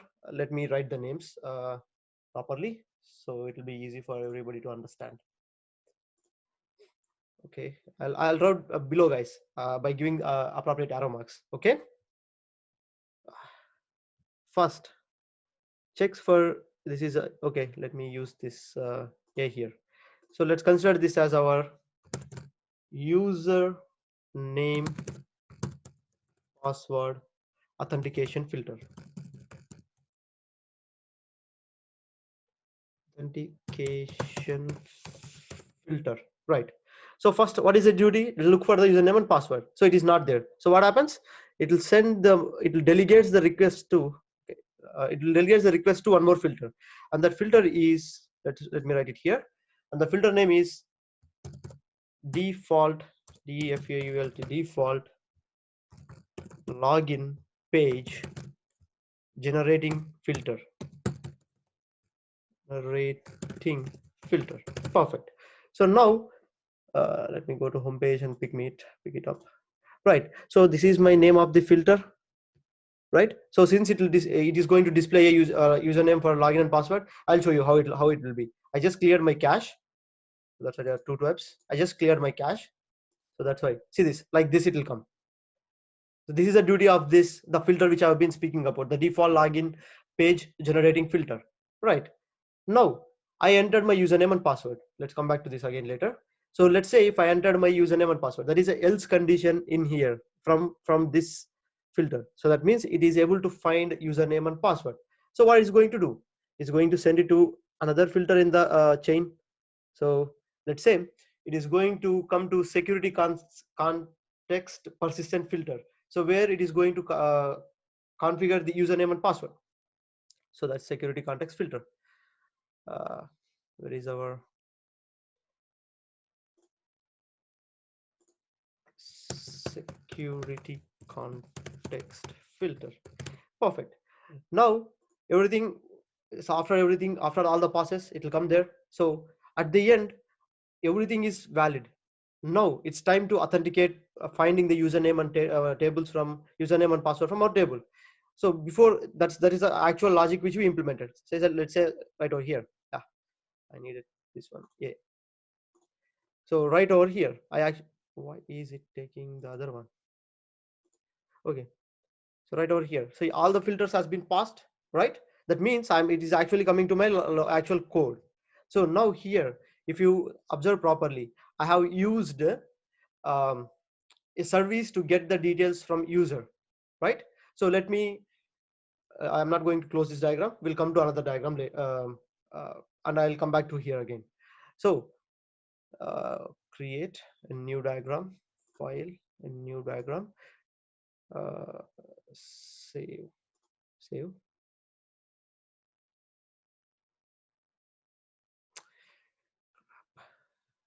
Okay, let's save filters. Let's save it here. Save. Okay. Now here, this is the internal flow in our application, guys. Not with the filters and not with the chains, not with the Spring framework. Okay, in our application, the actual code which we implemented just now. Right. Now let's talk about authentication managers and authentication providers. Let's say you can have n number of authentication providers. Let's take that.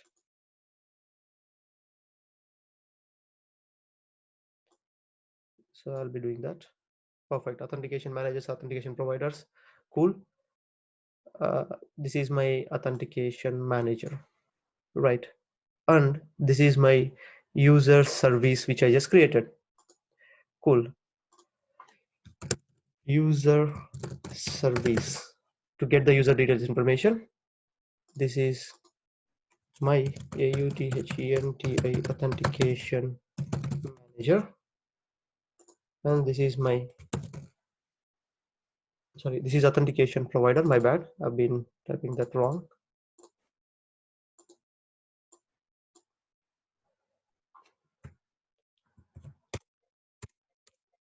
Okay, cannot delete that. Erase that.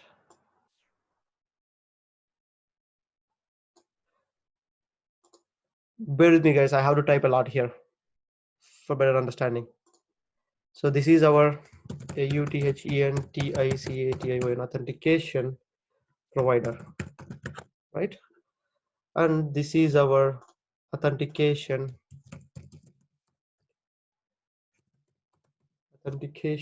manager, right?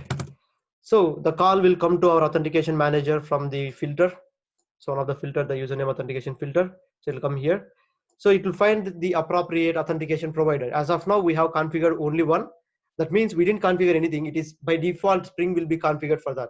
So it is taking the default one. So if you have multiple, let's say if you are interacting, as of now, we are interacting with our own database. In case if you are working with a SSO, single sign-on, there will be a different authentication provider. If you are working with LDAP, that means there will be a different authentication provider.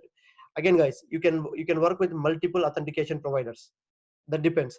For our simplicity, we are working with only single authentication provider. So the call will go here, right? Now from the call, what it will do, it is going to find appropriate user detail service. Basically, there will be a by default user detail service, so which we are overriding that and using our own user detail service. The call will go here. So what is the duty of user detail service?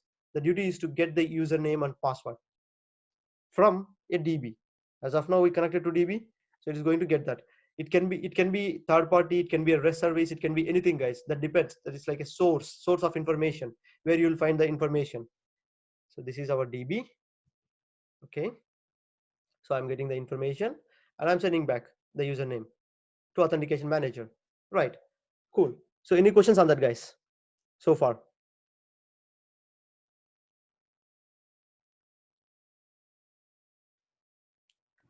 No worries.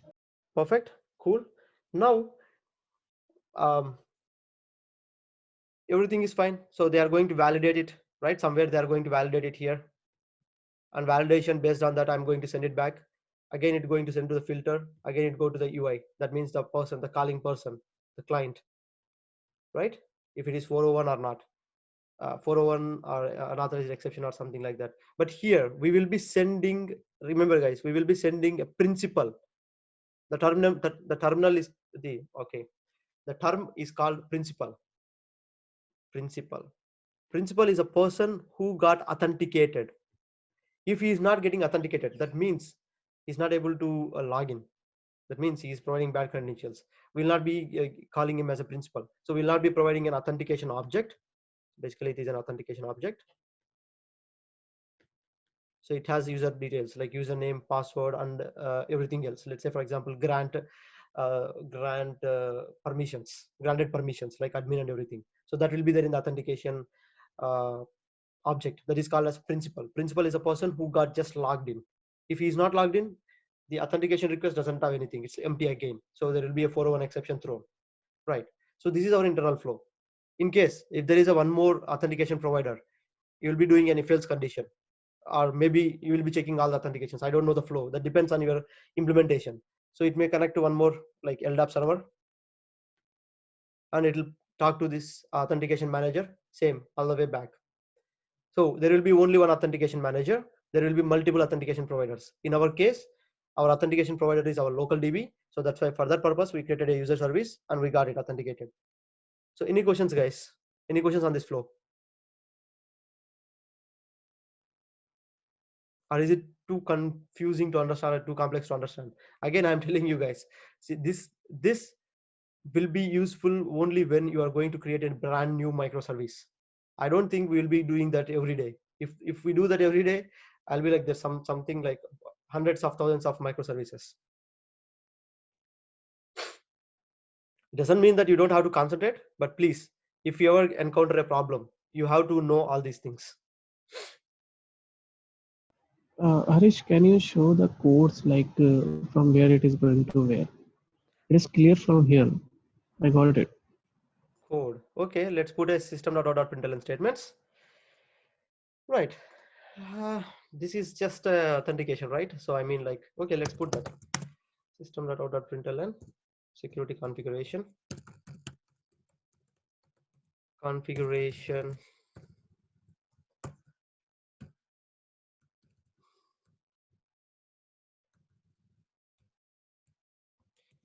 Okay, This is good. It'll come here one more time. These things and all configuration, guys. I'm not doing anything explicitly here. This is just a configuration. Sys out inside HTTP security.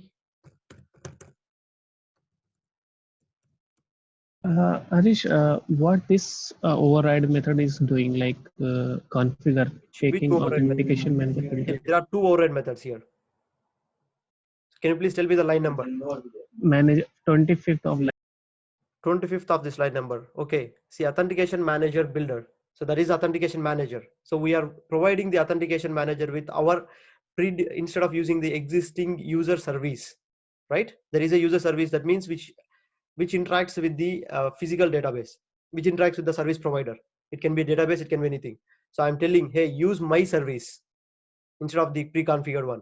So this is my service. I'm providing my service to call to get the details from. Okay. So in that service, we will be using that login detail repository, right? Yes, if you go to this service implementation. So whenever I get a, so there is a method. By default, it will be calling this method. So I have used login repository. So I'll be getting the user details from the repository, right? And our Spring accepts in a specific format, demands in a specific format. The format is this user details format. So there is a class interface, basically user detail format. So I had to convert that. So I'm doing the conversion here, right? And I am providing the conversion to our Spring. Hey, you got this new username details. He has so and so roles with the username. So there exists a username. If not, so we are sending this not able to find the user if we enter the wrong username and password. Okay, it is taking the username only. Suppose we are having the same username in the database, then means two username the same name. Is it possible to have two username with the same name, same username? A question to you. Have you ever seen any Yeah, kind of database which has two usernames? Sorry, two kinds of same usernames. some details will be differing like maybe mails or maybe phone numbers or No. See, username is something which you are trying to log in into a website or anything, right? It is unique. As far as I know, it should be unique. Let it be an email ID. You can use your email ID as your username, or maybe a shorthand notation of, like, for me, sorry, for example, HPAMS. That's my shorthand notation. So that should be unique. Here, anyway, I am not validating with the username alone, right? I am getting the user details. Hey, there exists a user with this username, right? Here are the details. That's all. I'm not validating. Have you ever seen me comparing here? If else, I'm not going to do that. The logic will be done by the filter. All I'm doing is sending my username. That's all.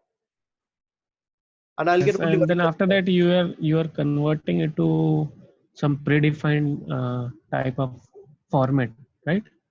It's actually the format which is requested by Spring Security. It will accept in that format because it depends on so many parameters to validate. That's why. If you want to see that again, I'll be showing that here. This is the format which accepts. So it has some authorities we need to provide. So I'm providing this authorities here because I am not able to get that from the database. Our data doesn't have that capacity to provide me with the username, sorry, with the roles. And there are some parameters, like, let's say, is my account expired or not in my database? So I'm telling everything true. That means it is not expired. Take everything perfect. My account is valid. That means I'm hardcoding everything. That's all. Basically, you will be getting it from the DB, your authentication provider. Basically, your authentication provider will give this information. Yeah, anyhow we are not going to modify this structure. No, we cannot do that because if you modify, Spring doesn't like it. Spring won't like it. Okay, got it. Right. After that, I am not doing any validation. Have you ever seen me doing any validation here, like if else condition No. or anything? Yeah, So it's not my got it. Yeah. job. My job is to just find out, like the code which I Yeah. wrote so far, which we wrote, find out, hey, Harish is a username. Do you have any user with the username Harish? If so, give me his details. Right. took the username, took the password, got the generated the authentication details. Sorry, let me have a look at it. Generated the authorities, okay, granted authorities like roles, right? And then I'm sending it to the filter again, the filter which called me. That's all. It is our duty. That's all. After that, it will verify whether it is a valid user or not. The filter will verify. So I'm not going to do that. Cool. Any questions, guys? Once it is verified, see, that means my username and password is here, validated. After that, they are going to check for this roles to give a specific access. So that is called as, again, sorry, I'm again telling guys, that is called as authentication, not sorry, let me rephrase it. Authentication, no, it is called as authorization, not authentication. Excuse me.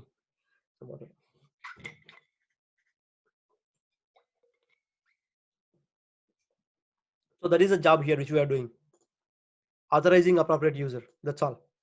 Excuse me. So any questions?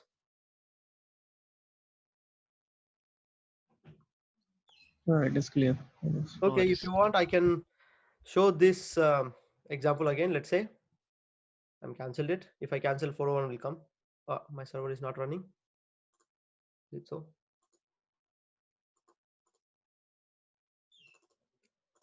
My server is some issue with my server.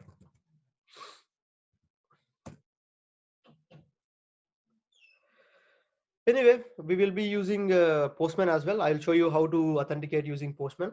How do we pass our username and password using Postman, and then we'll move forward to this this JWT, the OAuth thing. Excuse me. Okay, let's go here. My username, if I give Harish, and the other one, password should be same. Otherwise, it won't work. If you want, we can verify that scenario as well. So there is error, internal server error. Nested exception is entity not found, unable to get truck details with ID 2. So there is some issue with our DB. I deleted something, I guess, in the meantime. Excuse me.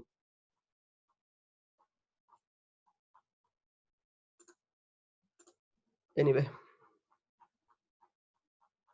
so if you see the flow, it came here to our user details, and it's not able to find the truck details. It's a cascading issue, guys. That's cascading issue if you can handle it. No, any questions on that? Oh, it is clear, Harish, from my side. Anybody else? Any questions from anybody? I know it's a kind of tricky concept to understand, but you need to understand the flow. That's all. If you want, I can print the chains as well. I mean, like the filter chain, like how many filters we are going through and what are all the filters. We can do that. One more thing, Harish. This is the basic way we are doing, right? This is a very basic authentication, guys. I just want, before going too deep, So to show how. yeah, suppose if we are going to build some microservice for some enterprise application. So in that we'll be using what you said, like LDAP or some other authentication provider. Yes. Then how we will be managing, because now we are aware of this normal way, basic way. Yes, I'll be showing you the other way. Okay. So as of now, in the recent times, JWT is very famous. That is Json Web Token. It is like okay. Before I'll be discussing about that. Before going there, do you guys have any questions? No, Harish. Cool. Now let's discuss JWT, the OAuth thing. Right. Let me open a new one. File. New one. Don't save. Okay. Right. OAuth. What exactly is OAuth? What is AUTH in that? Right. So recently, you might be hearing about OAuth. OAuth. It's become very famous. OAuth 2.0. That is a new version. Right. What exactly is OAuth? Basically, to enable the communication between server to server. I mean, like application to application, a service to service. There should be some kind of security, right? You can ask, hey, why do I need security between application to application? We cannot steal the information. You cannot tell that. No, that is not the case there. See, even I'll give a very normal example. Okay, maybe a layman example, you can tell that. You might have seen this. So that's my computer, and I'm the user here. It's my computer, so I'm the user. So I'm trying to log into this site. I'm in this site. If you remember properly, there are some sites which will allow you to do some PDF modifications. So this is some site like that, a PDF modification, right? PDF modification site. So I don't have my PDFs in my local. So what I will do, hey, why don't you go to my Google Drive and access that? So from here to here, right? So but my this guy will come back and tell me, hey, I don't have username and password to authenticate that. But I cannot give you my username and password, right? For my Google, I can all give you to use my username and password to access your site, not Google. So at that point of time, what it'll do, it'll go back and it'll tell, hey, I can't do anything. Now what will happen? My Google Drive will give a notification saying that, hey, so and so PDF modifier is trying to access your data. What do you want me to do with that? Do you want me to allow access? Right, that will be a pop-up. You might have observed this kind of scenario somewhere, if I'm not wrong. So you tell yes, and at that point of time, what will happen? It will generate a token. Okay, because every time we cannot give username and password, right? Of course you can keep that, I mean, like as a settings file, you can use that, but the general way. So every time you cannot provide username and password whenever it needs. So once you provide the authentication, that means go ahead, use that. So our Google Drive will generate a token, and it will give the token to this PDF file, PDF modifier. So what happens? That PDF modifier, whenever we tell our PDF modifier to access our Google Drive, our PDF modifier will provide the same token to Google. Okay, that's exactly the same token to Google, and it will authenticate itself, saying that, hey, I am a legit user, right? So you can give me access. So that's how we are going to get that. Now here, you can ask, where is that OAuth 2 coming? Whatever the thing it is happening here, that is called as OAuth 2, that is a protocol. Okay, and JWT is the message format in the protocol. So any questions, guys? This is a very simple example. Sometimes you can use this OAuth to validate a user to log into your website as well. Say for example, you might have seen you can log into LinkedIn. That means you can create a account, or you can log into LinkedIn using your Google account or maybe Facebook account, right? How do you LinkedIn guys will have the information of Facebook or login? Again, the same concept of tokens here, the same concept of OAuth 2. What it will do, it will go to the Google, authenticate, get the information, and you will be able to log in into LinkedIn. I don't know how many of you guys have LinkedIn account, but you can log in that way if you are trying. Is it clear, guys? Okay. About OAuth 2, because that is what we are going to do right here. Like I will be showing how to generate a token. At the same time, I'll be showing how to whenever we receive a token, how to authenticate the token. I mean, like how to verify the token is appropriate one or not. So unfortunately, as I promised, I cannot connect to Google because I don't have account properly set up. If you have account, all you need to do is use OAuth 2 client. That's all. It will take care of everything. There is a jar file. Just tell, hey, use this OAuth 2. I'm providing the configuration, the token and everything. You do your part. That's all. But here we will be generating the token, and we will be validating against the appropriate details. Sounds good? Before going forward, do you guys have any questions for me regarding this concept? But we are not going to implement this entire concept, guys. What I will do is I will be creating a token. So that is a server for us to create the tokens server. Okay, when username will authenticate himself with the username and password. So I'll be generating a token, right? So there will be another application. Let's say our microservice, any service deployed here. We will provide the token to authenticate to the service. Our service will validate the token, okay, by using the help of the server itself. Again, that is a different case. That depends on the implementation, and will provide access to that person, right? And the token will be valid for some X amount of time. That depends on the configuration, how you specify.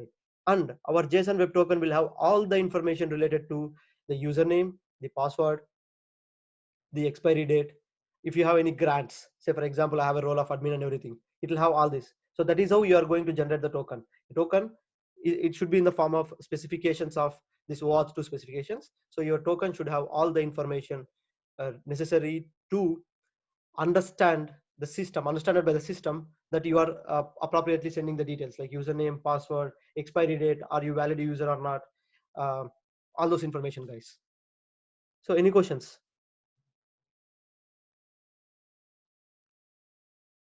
Again, I'm telling you this, I've been working here for with that a lot. I mean, like not a Spring, normal as a Java developer. I haven't done this kind of thing so far. Maybe only once when I created my a microservice. That's all. And that too, this server part in your organization, there will be a token generator for you. They will name anything for us. It's Keycloak. All I have to do is you integrate that Keycloak with my system. That is like as a REST consumer. Consume that Keycloak. It will do that for you. I don't have to do authentication also. So it will do everything for me. So any questions, guys?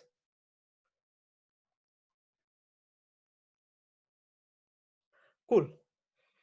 No questions. We'll move forward. Whatever, it's okay. There is some issue with our user details. So our user 2 is not valid. So that's why. So we can get the truck details. Where is our truck? Search truck. I don't know the API. Anyway, we'll be seeing that later. Now let's go into this authentication part. So for this purpose, as I'm telling you, I need a server. So I'll be creating a server which will generate the tokens for us. So unfortunately, I cannot go for the new complete implementation. So I'll be doing the server in the same application. Okay, because I have all the setup ready for me. I have my DB, I have my classes, I have my repositories, everything. Otherwise, it will take time. Is it okay? Zarish. Cool. Now, so I need a, okay, I'll be generating a token, right? For that purpose, I need an endpoint. So if I'm a user, an end user, hey, I need an endpoint where I need to get my token to get access, right? To get authenticated. For that purpose, let's create an endpoint. New class. Let's say truck token generator, or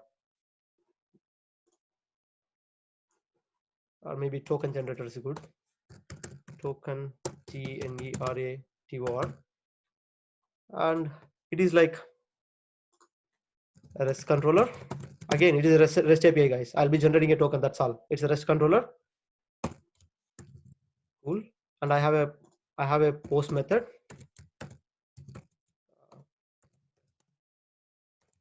I have a post mapping, right? Method equal to, sorry, value equal to, let's say what can we say? Maybe generate, or let's say authenticate. AUTHENTICAT, authenticate. Right, I'll be authenticating. I mean, like this is the endpoint which will be used to generate the tokens, which will be used to get the tokens from the server. Right. For that purpose, I'll be writing public, returning response entity as usual. Response entity, response entity. Right. Create AUTH authentication token. You can write anything, but I wanted to name it properly to just so that you guys will understand what I'm trying to do here. Create authentication token. Right. So I will be having a response body. Let's say I will be getting it as a login details. So my username and password, guys, here. Login details. So that is my response body.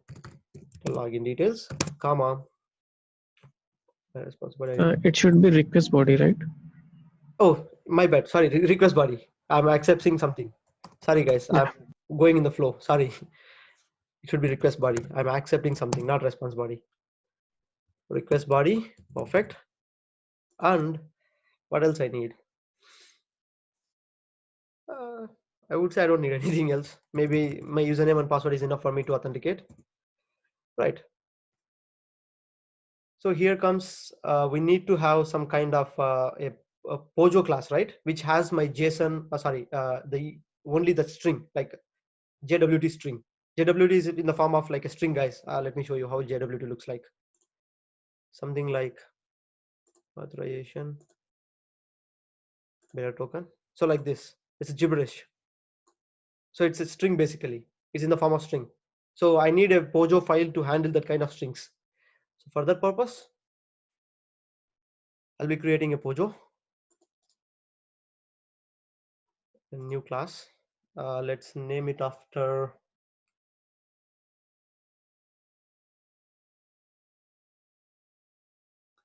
okay, token response, because we'll be responding with the token response. Perfect. And it will be having barely only one variable, private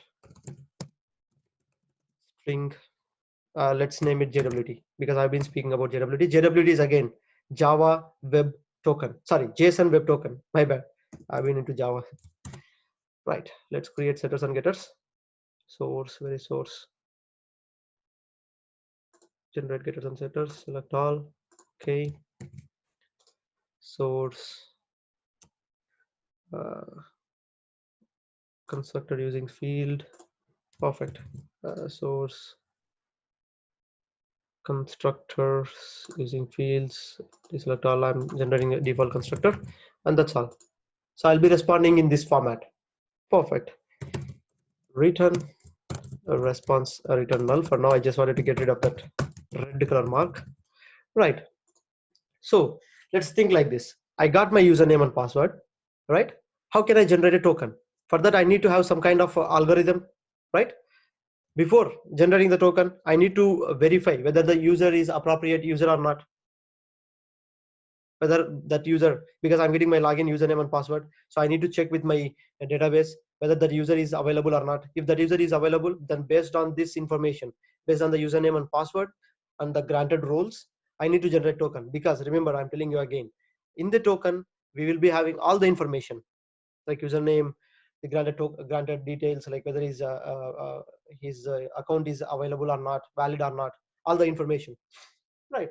For that purpose, what we will do, let's take a simple util. For that purpose, I need a user service, right? So to get the details from database, private. Let's take that. What is our user service name? So it's called as let's name it after interface, user details service. I think it is available. Login detail repository. Yeah. But I will be taking the service. Remember, guys, I created a service here. Where is our service? This one, truck user detail service. Because if you remember properly, I need the information in the form of a specific format which Spring requires, right? Okay. So Yeah. I did that in my truck user detail service.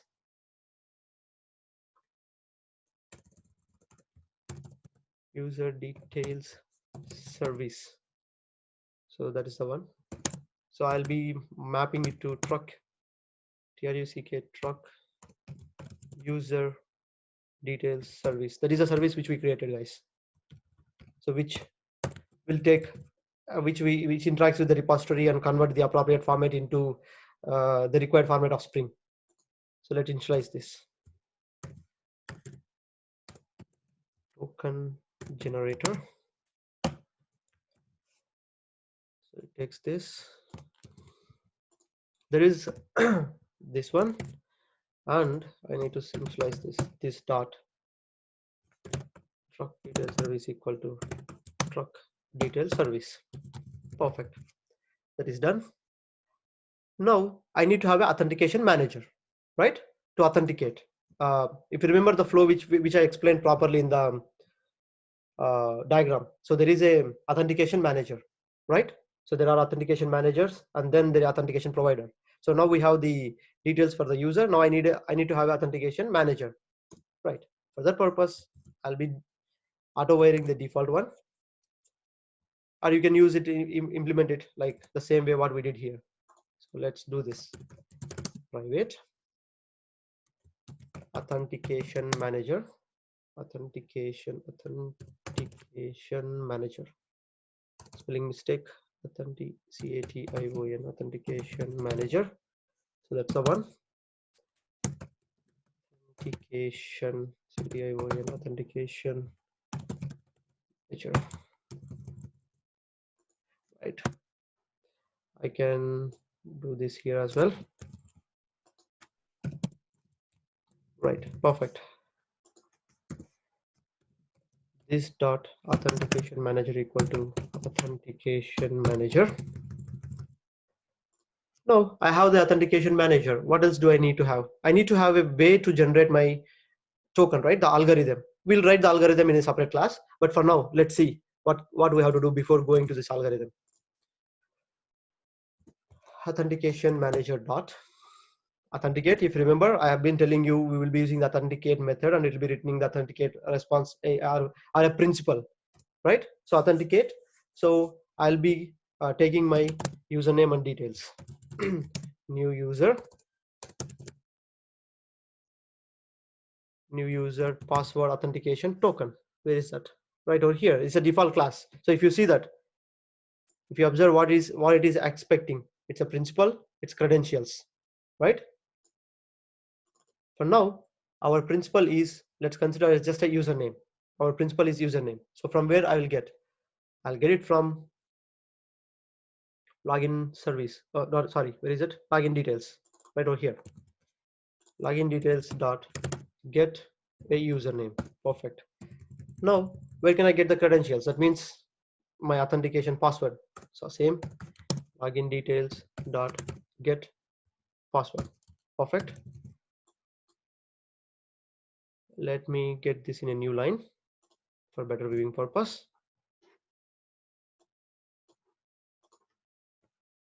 Right, now I have that.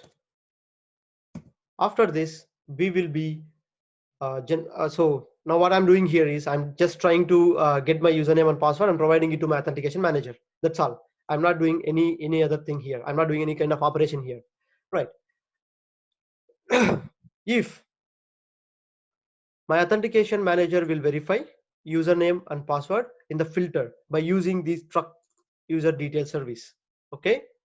If there is an issue, it will throw an exception. So we need to handle that kind of exceptions as well. Let's say if we're throwing a bad credential exception. Right.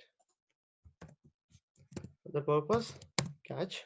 So let's handle bad credentials exception. You can use exception as well, but it'll be better in the real time when you are doing appropriate exception handling. So you can specify what kind of exception are you encountering. So if it is exception, it is general exception. We don't know, maybe null pointer exception, or maybe something bad wrong, maybe DB connectivity issue or something.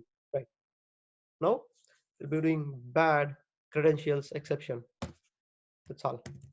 So you can print or throw to the front user, to the person whoever is trying to access.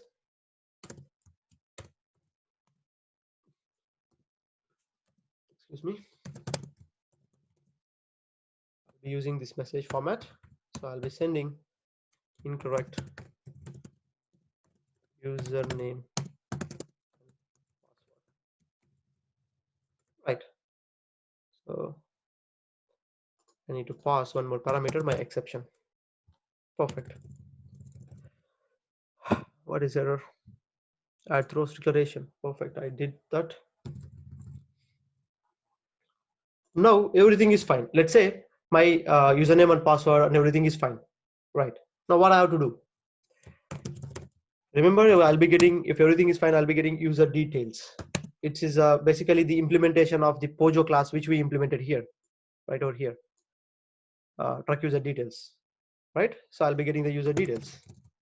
User details equal to, from the service, I can get the user details dot, oh, sorry, load by username. So my username again from my login details dot get username. So I'll be having all the information. Now here is a time to generate the token, but we don't have that logic.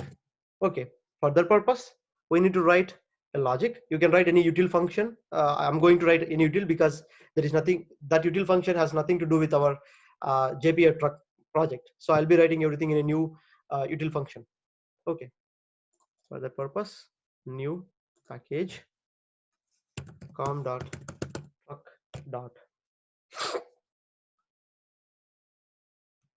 util. So I'll be creating a new class for that class, right? So let's name it after JWT util. JWT util. Okay, cool. That's all. So there are a bunch of methods which I have to implement. So instead of that, I'll be just copy pasting this. It'll take time, and I'll explain each and every method, guys. Okay.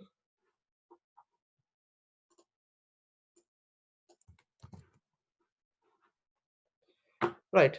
So whenever you are doing some kind of encryptions or some kind of anything, we need a proper algorithm, right? We need a proper algorithm, and we need a key based on which we will be encrypting and decrypting. It's like a private key, which we will be having always, right? Now let's see this function. What are all the important things? If you remember properly, the same details which we have in this user details here. So get password, get username, is non-account expired, is non-account located, sorry, logged. All this information we will be using in this function to generate the token, right? See, first I'm trying to get extract the username from the token. This is while retrieving, guys. First let's talk about generating the token. This function, sorry, this class has all the functions uh, for both generating the token and also validating the token. Okay, so I will come to extract later, extracts. Now let's talk about generation. So it is here, right over here. So we will be calling this generate token method. So with our user details, we'll be giving that. So and it has some claims. As of now, I'm specifying empty because we do not have any claims in our DB. Okay.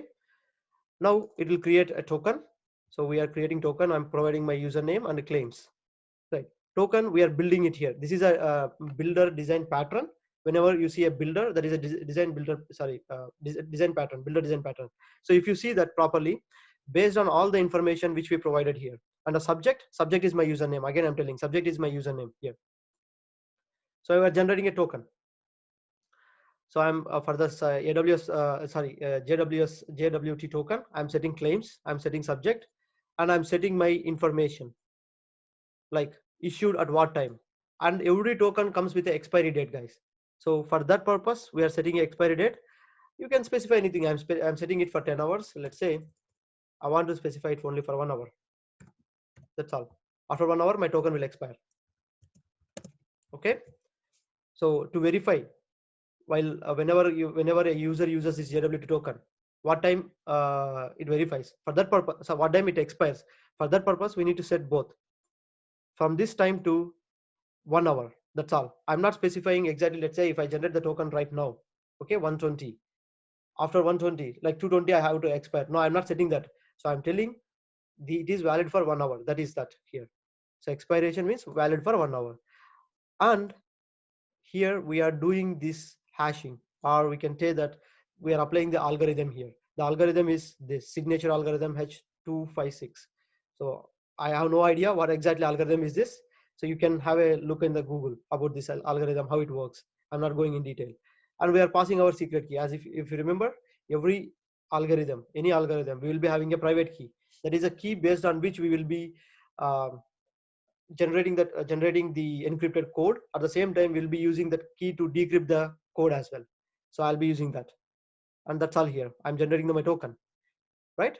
So only these things are really important here. So generate token and create token. After that, while retrieving the token, we need this information like validate token, is token expired, create all, extract all times. So I'll speak about that later. Since I need a single util class, so I wrote everything in here. So any questions, guys, in here? Yeah, Rich, who will be giving this secret key? From where we will get that? Okay. Here, if you are the person who is generating this this JWT token, so you have all full authority to create your own secret key. Since it is secret, you will be sharing with the other party as well as a private key. Both the guys will have same private keys. It means I can give any secret key, right? You can give any secret key. To be precise, the secret key, there is some coding terminologies. It should not be crackable. That if I remember that, it's been a while, man. I don't follow this cryptography. So there is a format. So at least it should be of this length, and it has different characters and all those things to make sure that people cannot break it. So you have to follow that, and you can create your secret key. Okay, got it. Or maybe you can ask your product manager, product owner, the person who is giving you work, they will give you. Right. This is done. Now I will use my token generator here. All I have to do is pass this. Okay, I need to have a object of that private JWT token generator, token util, JWT util, JWT util. Perfect. I'm just creating this object for it, guys. That's all. I'm mapping it.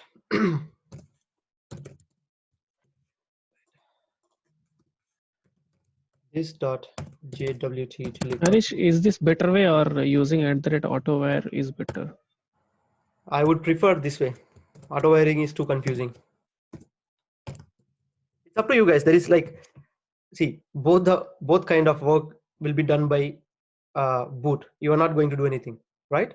So that's up to you. But I would prefer this way because all the prerequisites will be loaded at the time of instantiation itself. Like whenever this token generation is getting instantiated, that means whenever IOC is creating this, it will inject all the necessary objects, all the necessary fields. So I would feel this is much better. Okay, thank you. Right, now let's go back to where I left. Right, I need to generate a token. That's where I left. JWT equal to, okay, so I can use this JWT util dot generate token. All I need to do is pass my user details. The user details which I just got it from my repository and everything. And after that I converted it.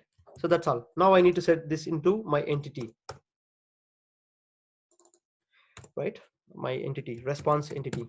So that is new response entity or response. You can, there is other way of doing it. I showed you, I guess. Response entity dot, oops, I don't need that, dot okay, and dot body, you can pass it, dot okay. And you can pass the new builder here like this, new token response.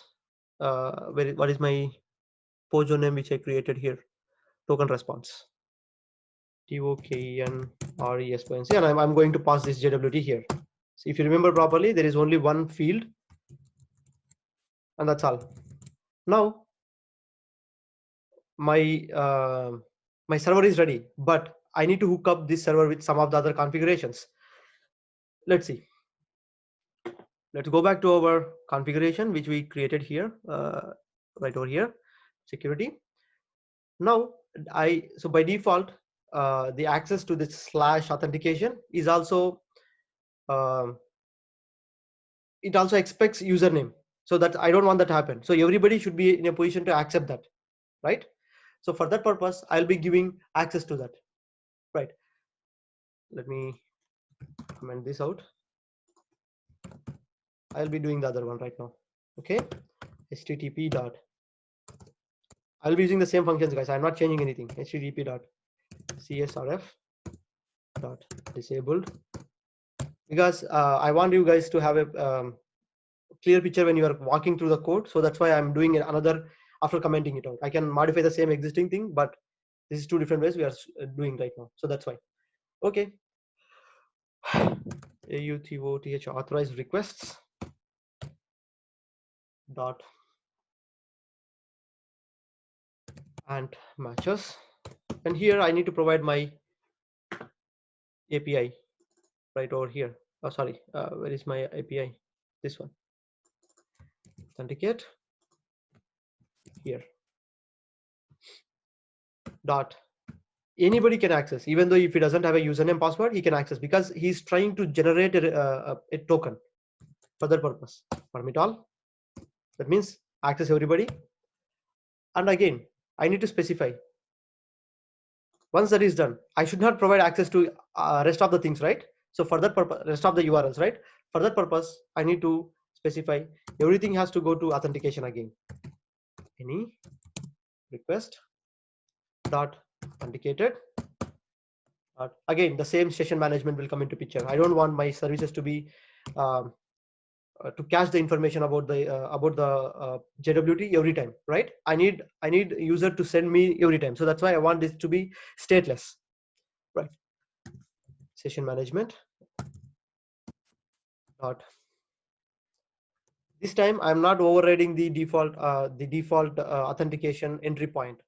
So I'm using the same exact one. I just wanted to show you guys what I can do. So with the default entry point, you don't have much control over default entry point. So if something goes wrong, it'll default throw 401 exception or throw a web page. So if you have that basic authentication entry point, you can decide. Let's say if you want to change that message 401 to something else, maybe you don't have permissions, please try logging in or something like that. You can do that. You can customize the response. Right. Now session creation policy, same thing, the same thing which I had in the previous here, stateless. Now that's all, I'm good. Now here, since I commented out the basic encoder, so I don't want this. I'm not going to override the default implementation. So I'm commenting this. I don't want this.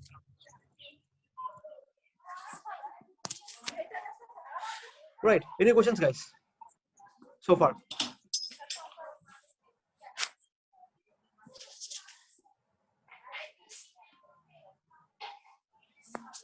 Now, if you remember properly, recall, all I did is just a way to create a token. Okay, let's see how we can create a token. Let's go and check here. It's not loading. Here, Spring Boot, that one.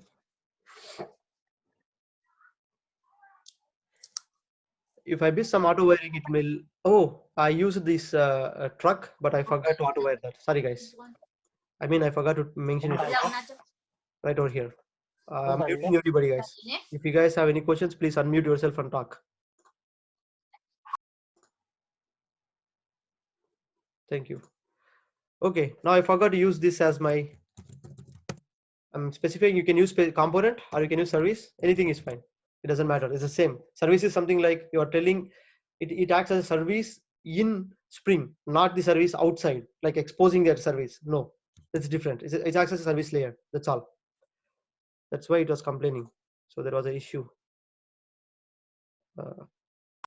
Authentication Manager could not be found. Oh yeah, we are using 2.4 guys, I guess 2.3. So after 2.x, so, but the default Authentication Manager will not be work for everything. So what do we have to do? I need to create an object of Authentication Manager here. So that is a complaint it is saying. So it can't find Authentication Manager. So because of this modularization, they removed that functionality in 2.x. So after version 2, Spring Boot version 2. So for that purpose, I have to create one here, not here, my configuration file. So I'll be creating a bin file here. So something like @bin. So public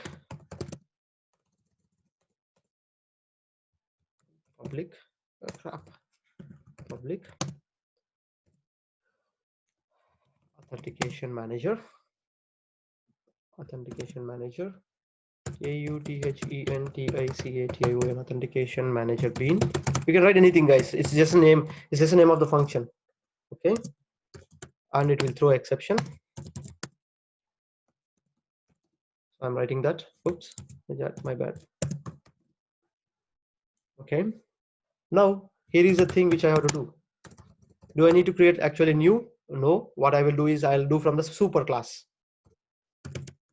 Return super dot authentication manager bean, like that, and that's all. And I can specify a bean name here, guys, if you want, because I want my bean to be picked up the new name. Okay, bean IDs.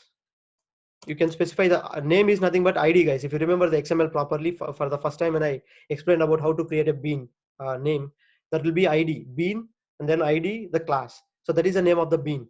Okay, so for that purpose I need to use bean IDs. Why is not coming up? Bean IDs. That's from the fig dot authentication manager. I'm overriding the existing one. That's all.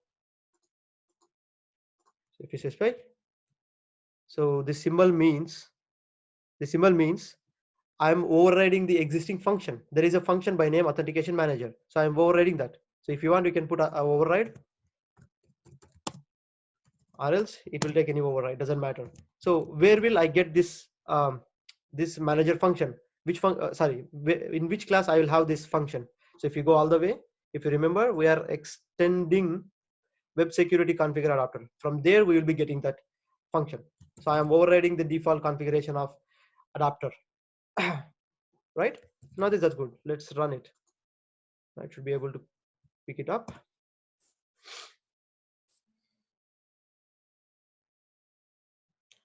Okay, while it's running, do you guys have any questions for me on this? If you observe properly, all I'm doing is just trying to create a token. I cannot tell it will be successful. Let's see if there is any errors, we'll fix it. So it started.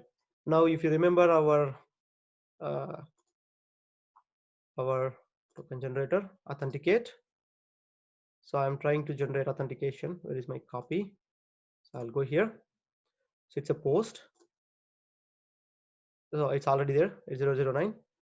So I'll be sending my Harish and Harish. So let's see how it behaves. See, I got my token, guys, right? I got my token. Right. Now let's try to access a get method. So here you'll be pasting it as a bearer token. Delete here, right over here, and let's pick appropriate URL from our search API.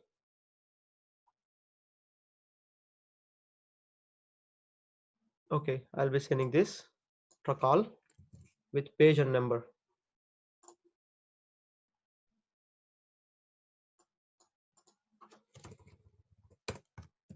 Call mark page equal to 1 and number equal to 5. Okay, let's send that. Now we don't have access. 403 forbidden. That means we didn't specify access, how it has to behave, what it has to do. Right, now let's go back and implement our filter, right, where it will take our token and validate everything. Right, so far what we did is we just created JWT token, guys, but when we receive, when a microservice or a web service receives this token, we didn't specify how it has to behave, right? Basically these two functionalities will be two different scenarios. Here I have all the code, so that's why I'm doing in the same application, guys. Basically you will have a token generator separately. It will be a separately deployed application altogether. So whatever the code which we write just now, that will be a separate token altogether. Okay, any questions on that?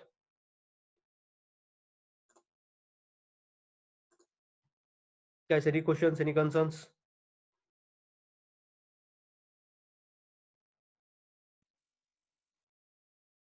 Right. No, Rich. But when you start with the microservice, means for tomorrow or the day after tomorrow. Yeah. So can you please come with that deployed? What you said, like the authentication will be provided from one microservice, and the services will be deployed on other I cannot do microservice. that. It will take so much of time. Probably if I cannot do that in front of you, if I get some time, I can show that deployed somewhere in my machine itself. Maybe prior to that, prior to starting our session. Yeah, that is what I'm asking. Like, if you have time, then if you come with that, like, I can, that will be. I can see that.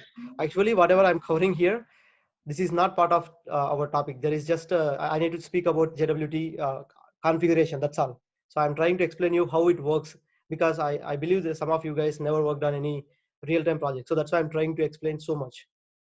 But anyway, if I have some time, I will try to get that done. Okay. Thank. Yeah. Right. Now all I did is, like, I specified how to generate the token, but I haven't specified how to authenticate it. So how can I do that? For that purpose, we will be writing a filter.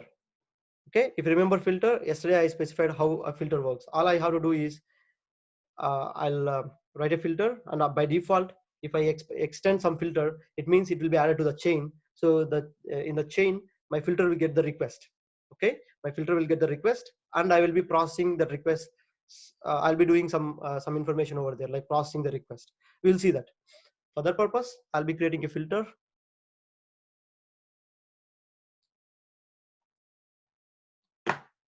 Create a name, new filter. So com.truck.filter, finish. So I'll be class.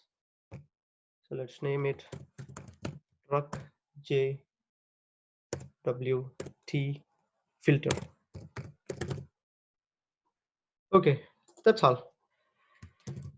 Now there are some bunch of information to make this as a filter. First, I need to extend from an existing filter, right? Let's do that. Again, there are some, I don't want to bore you guys with typing code, so I'll just be copy pasting this information here, and I'll explaining about what it is going to do. Right.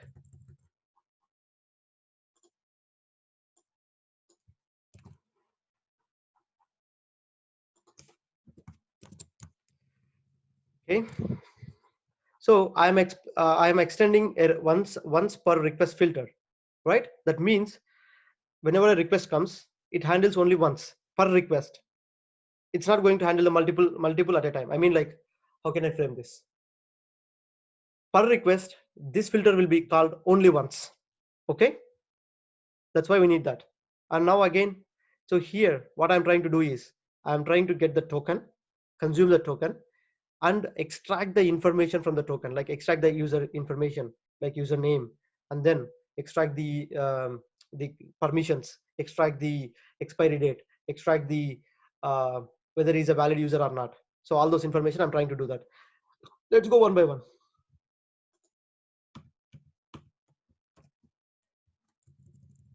Okay, now here, so for any filter, if you are writing a filter, for any filter, there will be a method called do filter interval. So that is where the entry point is for filter. Okay, you don't have to specify explicitly some other entry point. So this is entry point. Say for example, in servlets, when you are doing do get is a method, right? It's a part of HTTP method. Similarly here, it's part of servlets, sorry, filters. So that is my entry point. It takes servlet request, servlet response, and filter chain. The chain in the sense, it is by default added to the chain, right? So which part of that, which chain it is belongs to, that chain. So here I'm getting the information from the servlet request. This is general servlets, if you remember properly, from HTTP servlet dot get request, get parameter. We are doing everything same regarding the servlets here. The same code to get the header information from authorization, and there will be bearer attached to it, of course. And all I'm checking is if the header is null or not. Okay, and bearer count is exactly 7, so I'm splitting this. It's a very layman way of writing. You should better you may have better approaches, but here what I'm trying to do is splitting the JWT token by using bearer. Whatever is after my bearer, that is my JWT token. So I'm substringing it. Its count is 7. Okay, right over here, and after that whatever comes, that is my JWT token. So I am using the same JWT util which we created just now.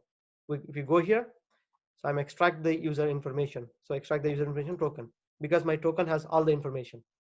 So extract claims. So if you see this, I'm getting the extracting the claims. Implementation parser dot set string key with the same key. By using the same key, we are deciphering the JWT token. Okay, any questions on that, guys? So this is basically regarding the algorithm, guys, regarding the algorithm which we used for creating the JWT. I will be reverse engineering the same thing to get that. That is a code for that one. And don't ask me how it is being implemented using internally. So I am not sure how this algorithm works. Cool. Going back to our filter. So once I have the user information, again, I'm depending on our trucks user details service to get my username and password, because that is a place where I'm going to authenticate, right? By using again one more filter. I'll tell you how I'm going to do that. Right now, I'm going to do validate token. Whatever the token which I got, is it valid or not? So that is where I'm going to do it here. So once the validation is successful, so I'm going to extract username authentication token from the user details which I have just got it here from here. So the same thing, the reverse engineering. Earlier we created user details and then we created token. Here what I'm doing, I'm reading the token, I'm extracting the user information, and then I'm setting it into username password authentication token. So this is a class basically. So I'm setting it there over there, and that's all. I'm providing the information for the security handlers. If you remember properly, we spoke about the filter called as security context handler, right? Let me open the filter name. Should be somewhere here. Yeah. Anyway, there is a one filter I told, right? There are one of the 4 filters. So to get the configuration details, so that's what we are doing. All I'm doing is setting the information, setting the context information, authentication information, and that's all. And chain continues. This is filter.to filter chain.to filter means go to the, so I am done with my part. Now what you have to do, go with the next filter in the chain, send the details to the next filter. Here again, guys, I am not authenticating. I'm not doing any kind of authentication. All I'm doing is extracting my user information.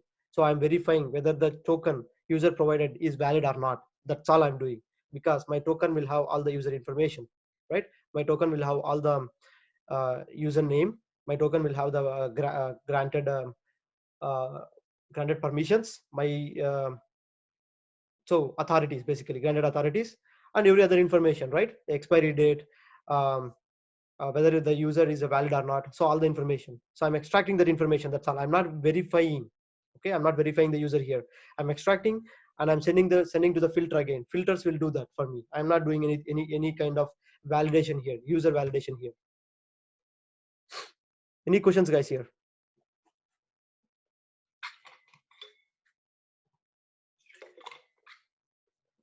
Okay, no questions. I need to specify this. I need to make sure it is available for our IOC. So making it as a component. Now everything is fine, but did I mention you have to go to this filter before going to anything else? So I need to specify, right? Somewhere I need to tell that, hey, use this filter also in the chain. Let's see how I can do that. Right over here, if you go here, I can specify. First I need to get the filter private. My filter name is truck JWT filter. Truck JWT filter. So I'll be initializing that here.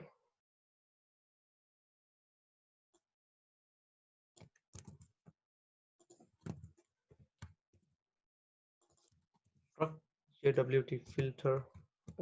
This dot truck JW filter equal to JW filter. Okay. Now I got the details. Now I need to specify saying that in this method, in the configuration, hey, use this filter as well, right? So where it has to go and sit in the filter chain? We are specifying here http dot. So add filter. So I'm going to add a filter before my this is my filter truck JWT filter, right? It has to go before. If you remember, I have been speaking about username password verification filter. I want this to go before that, because my username see, a person may not send the username and password to the username authentication filter, right, this time. So at that point of time, it may throw me 401 exception or a 403. I don't want that to happen. So my request has to come to my filter, and then I'll be sending that to user information filter. because I'm extracting the username and password from the token. So username authentication filter dot class, and that's all. We are good.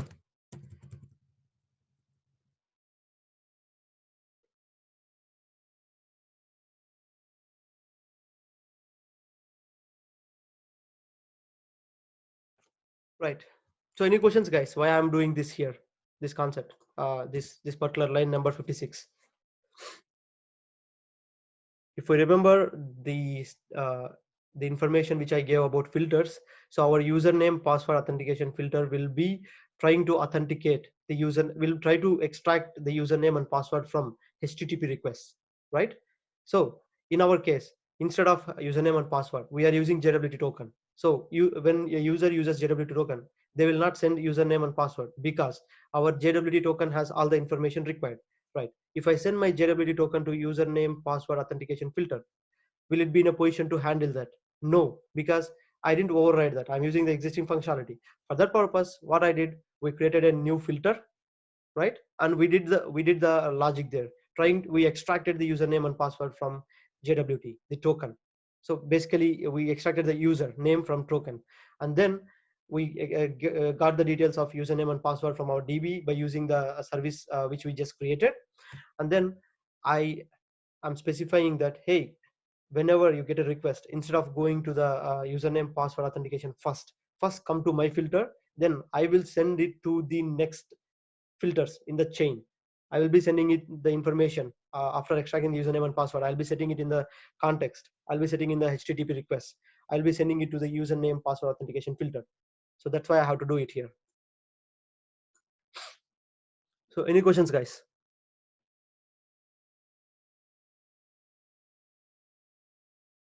Did you guys understood, or you want me to explain using a picture again? No, Rish, understood. Okay, cool. And did I miss anything like enabling by any chance? Because I wrote some of the classes here. Component I did. Perfect. Token, we are able to generate the tokens. Perfect. Search API did. Perfect. Everything is cool. Let's quickly restart this. I guess it's restarted already. Now let's go here. Let's generate the token first. So I'm able to generate the token. Copy, get. I'm able to send it. Okay. Now I got the response, because I'm able to generate the token. I mean, I'm able to generate my username and password from the token. Let's say if I'm tampering the token, for example, I'm tampering the token. I modified the token. I'm trying to send it. Not possible because I didn't specify appropriate username. I mean, I didn't specify the validation error, guys. So that's why it's showing 403, but actually it should be 401. Not able to authorize, right? If I tamper my token, I cannot authorize because the token is being generated by an algorithm, right? Any questions here, guys?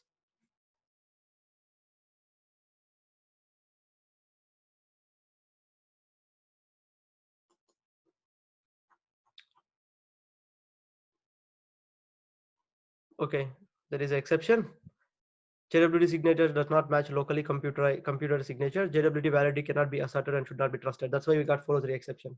We should handle that exception. Instead of that, we should have thrown like not found or unauthorized. So any questions or any concerns, or if you guys want me to explain about like with a picture showing like how the request will be intercepted and how we are placing a filter in between this username authentication filter, I can do that.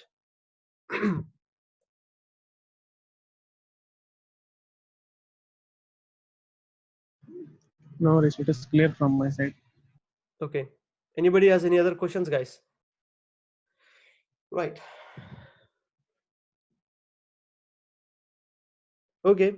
Sometimes you may, okay, here this is for your projects, guys. Basically, you will be having a key cloak. Let me open this. Let me open this file, new, don't save. Okay. Let's say This is your one microservice which you are working on, or microservice, or let maybe a web service. We'll speak about microservices in some time. This is one more, and this is one more. This is one more, right? So do you think it is very easy to implement this security in everywhere, that JWT generation thing, right? It's not possible. So what happens? So your organization may build a service or a web application. It's not a web application. Sometimes they'll use a web application also, guys. Sometimes what they will do, they'll log into the system and they will generate a token. So you can copy the token and you can use it anywhere within that expiry time. So normally what happens? So this is your server, like token server. Let's name it Keycloak, because I use Keycloak here in my workplace. Keycloak. You can name anything. Or token generator. Right. First, a user want to talk to this service. Let's name it service A. Service A. Service B. Service C. And service D. Right. User wants to talk with service A. My user is here. Let's do this. This is a user. Okay. And he has a computer. With this, he is trying to access this URL. Like from here. So, okay. What will happen? So it will tell, hey, 401, you are not authorized, because he doesn't have information about the token. Right. Now what he will do, instead of going directly to here, he will call this, he will get the token, he will put the token in the request, and he will send it here. Right. What happens? There is a way again. You may ask your token generator to validate the token. That is up to the implementation. Okay. Generally, if you are using a common libraries, they will include the common libraries here in this class also, in all the microservices which implements a token, because we need the key, we need the secured key, right? So we'll use the common libraries, the jutil function which we just did, right? If you remember jutils, I'm trying to extract some information, right? So like extract all. So it will take this authentication token here, and it will use these libraries to generate username and password, and this will be interacting with something else, some other LDAP or anything, to get the authentication details, the username details, right? So to get the username details, it will be interacting. So compares, there will be a filter that compares and gains access to this one, right? That depends. In case if you're not using common libraries, what it will do, hey, I got a token because you are the one who issued it. All the way go here, you give me yes or no, and that's all, authenticates. Again, if he wants to go to same, B generates a token, gets the token, use a token. Similarly, C generates a token, use a token. You can ask me, is it possible to use the same token in different microservices? Yes, because if you are using a common server or common token generator, yes, it is possible, because it will be the same. It will be the same username and password, and it will be the same algorithm which you will be using to generate that. Yes, if you are using the same common keycloak or a server to generate the token. So any questions, guys?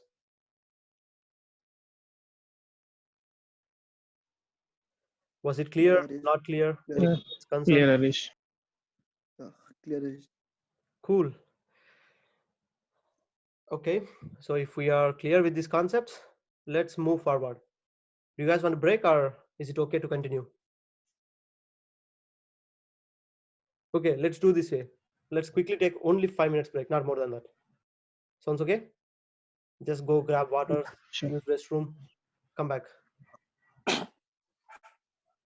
Thank you.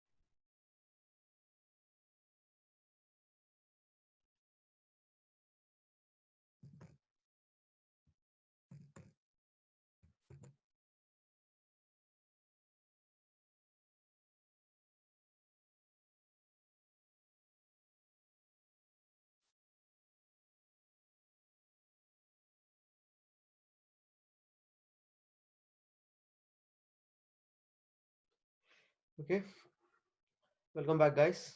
If you guys are at your desks, if you return to your desk, please let me know. We can continue.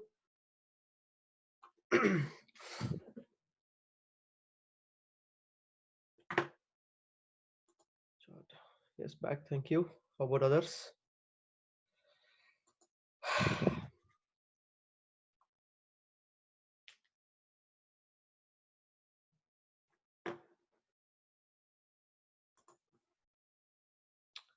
Thank you, Ramlal.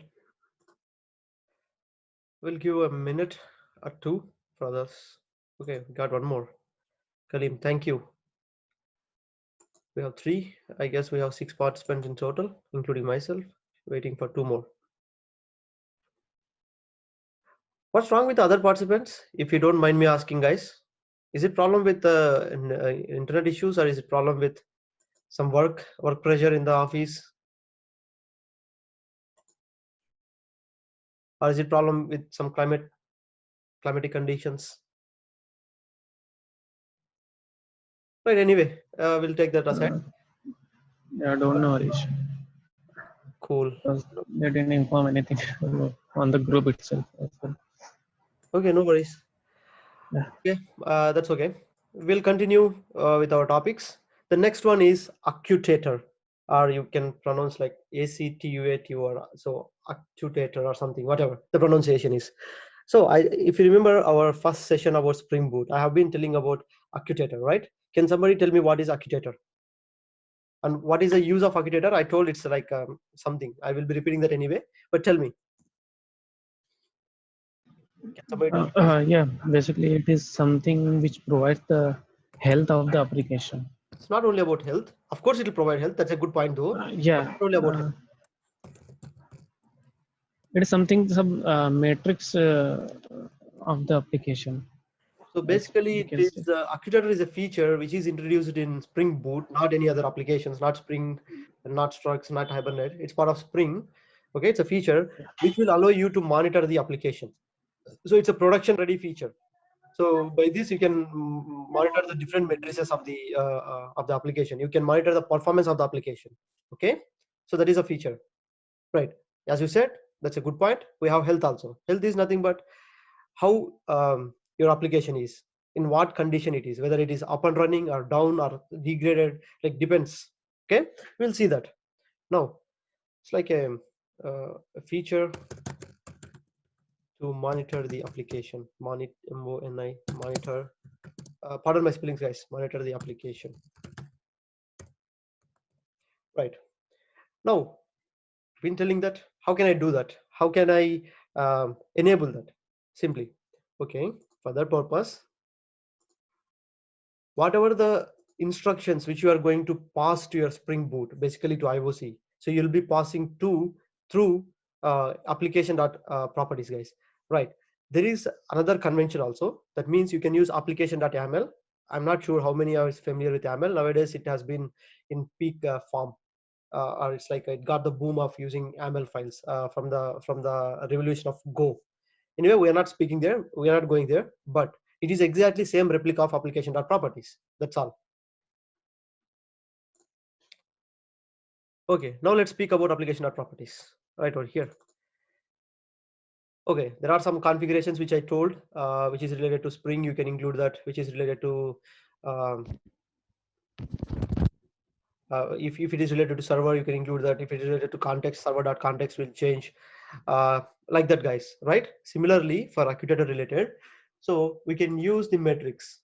Sorry, we can use this feature. Let me put it over there. So like this. If you want, there are like a bunch of, if I'm not wrong, there should be some 13 matrices which is available. Okay, so you can include everything, or if you want only a particular matrix, you can include that. But basically, that depends on your application nature.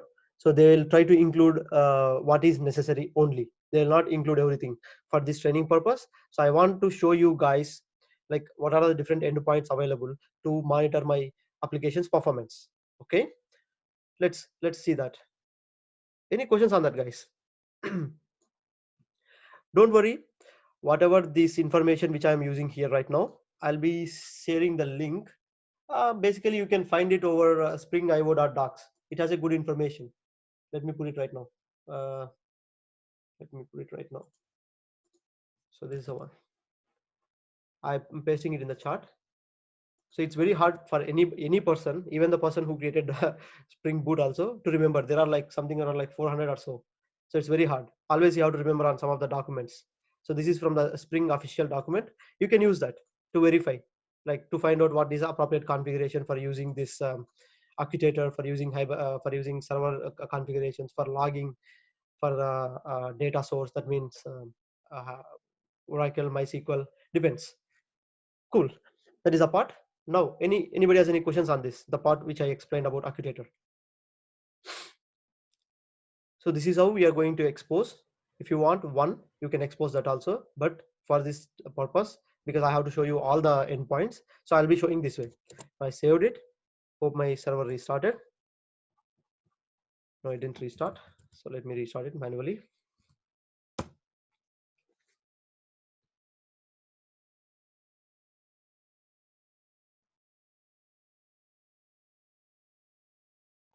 Suppose if we want to mention explicitly some endpoints, so we'll be using comma separate or what?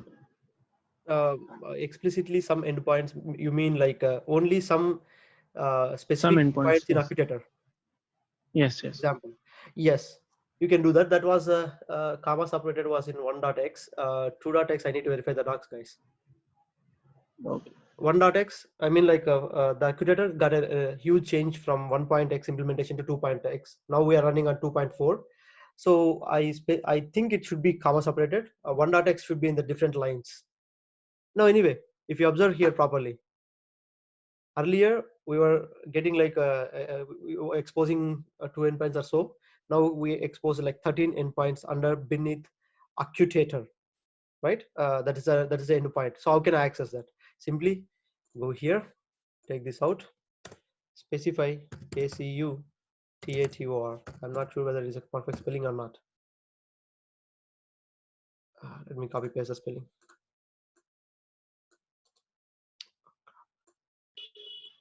I think security won't allow it. Exactly. I just wanted to tell you guys that. Good point. Yeah. I wanted to show you guys. So now our security is not allowing, right?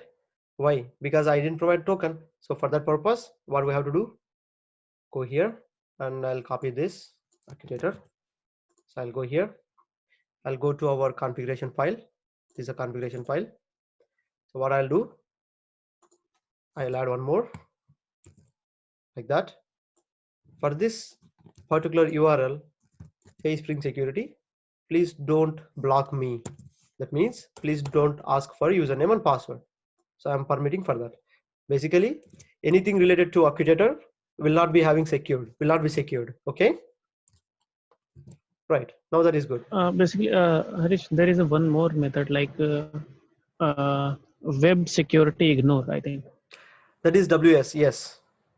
Right. So what is the correct way? Like using this permit all or using overriding that method? That depends, guys. That depends on your needs. Permit all is permit for every person, right?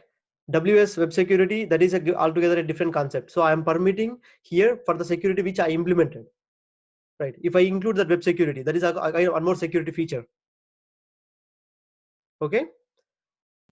For that, I may have to do some other way, which I am not familiar with. Unfortunately, I can't give information about that. I'm sorry. Okay, no problem. Yeah. Right. We included everything. So hope it my server restarted. Let's go here. Accutator. Right. Let me collapse everything. And I'll speak about one by one.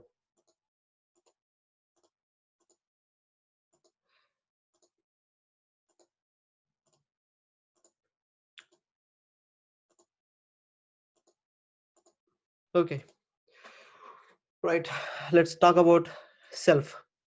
It's just this Accutator endpoint, guys. Okay. Basically, in Accutator, it has all the endpoints, including itself. Okay. Clear with that? Any questions on that? Okay, second one. Let's take this. Let me explain this. I cannot copy. Okay. So what is beans? If you remember properly, that was my question. Like, how can I see beans? What kind of beans are getting created in my IOC? So exactly, this is what the solution for that question. This is a solution for that question. So I can see what. Oh, I again my security is blocking, guys. I need to put double slash here. Whatever after. Star. Yeah, my bad. So I didn't include everything. Sorry for that. Now it restarted. Cool. So I'm going here. Let me come to this one. So I'll be getting that.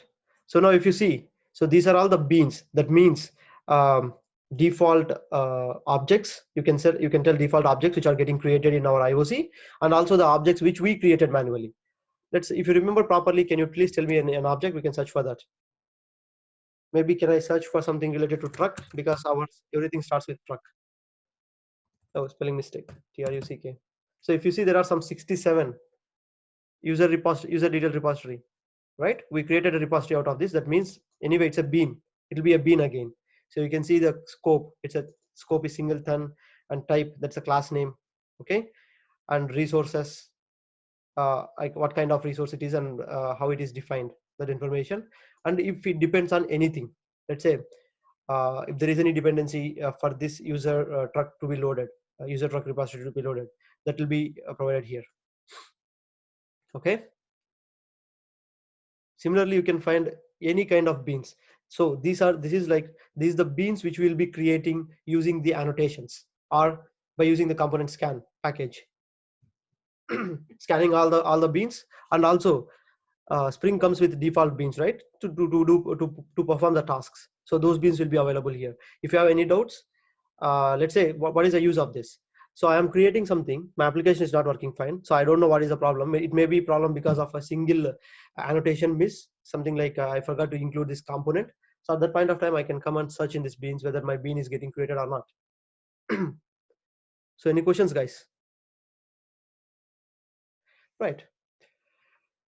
Similarly, if there is any caches in your program, unfortunately we don't have anything, so I cannot show you cache.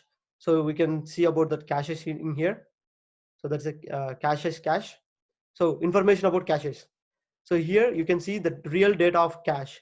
Okay, sorry, wrong. This is a real data of cache, and this is a caches. How many caches are available?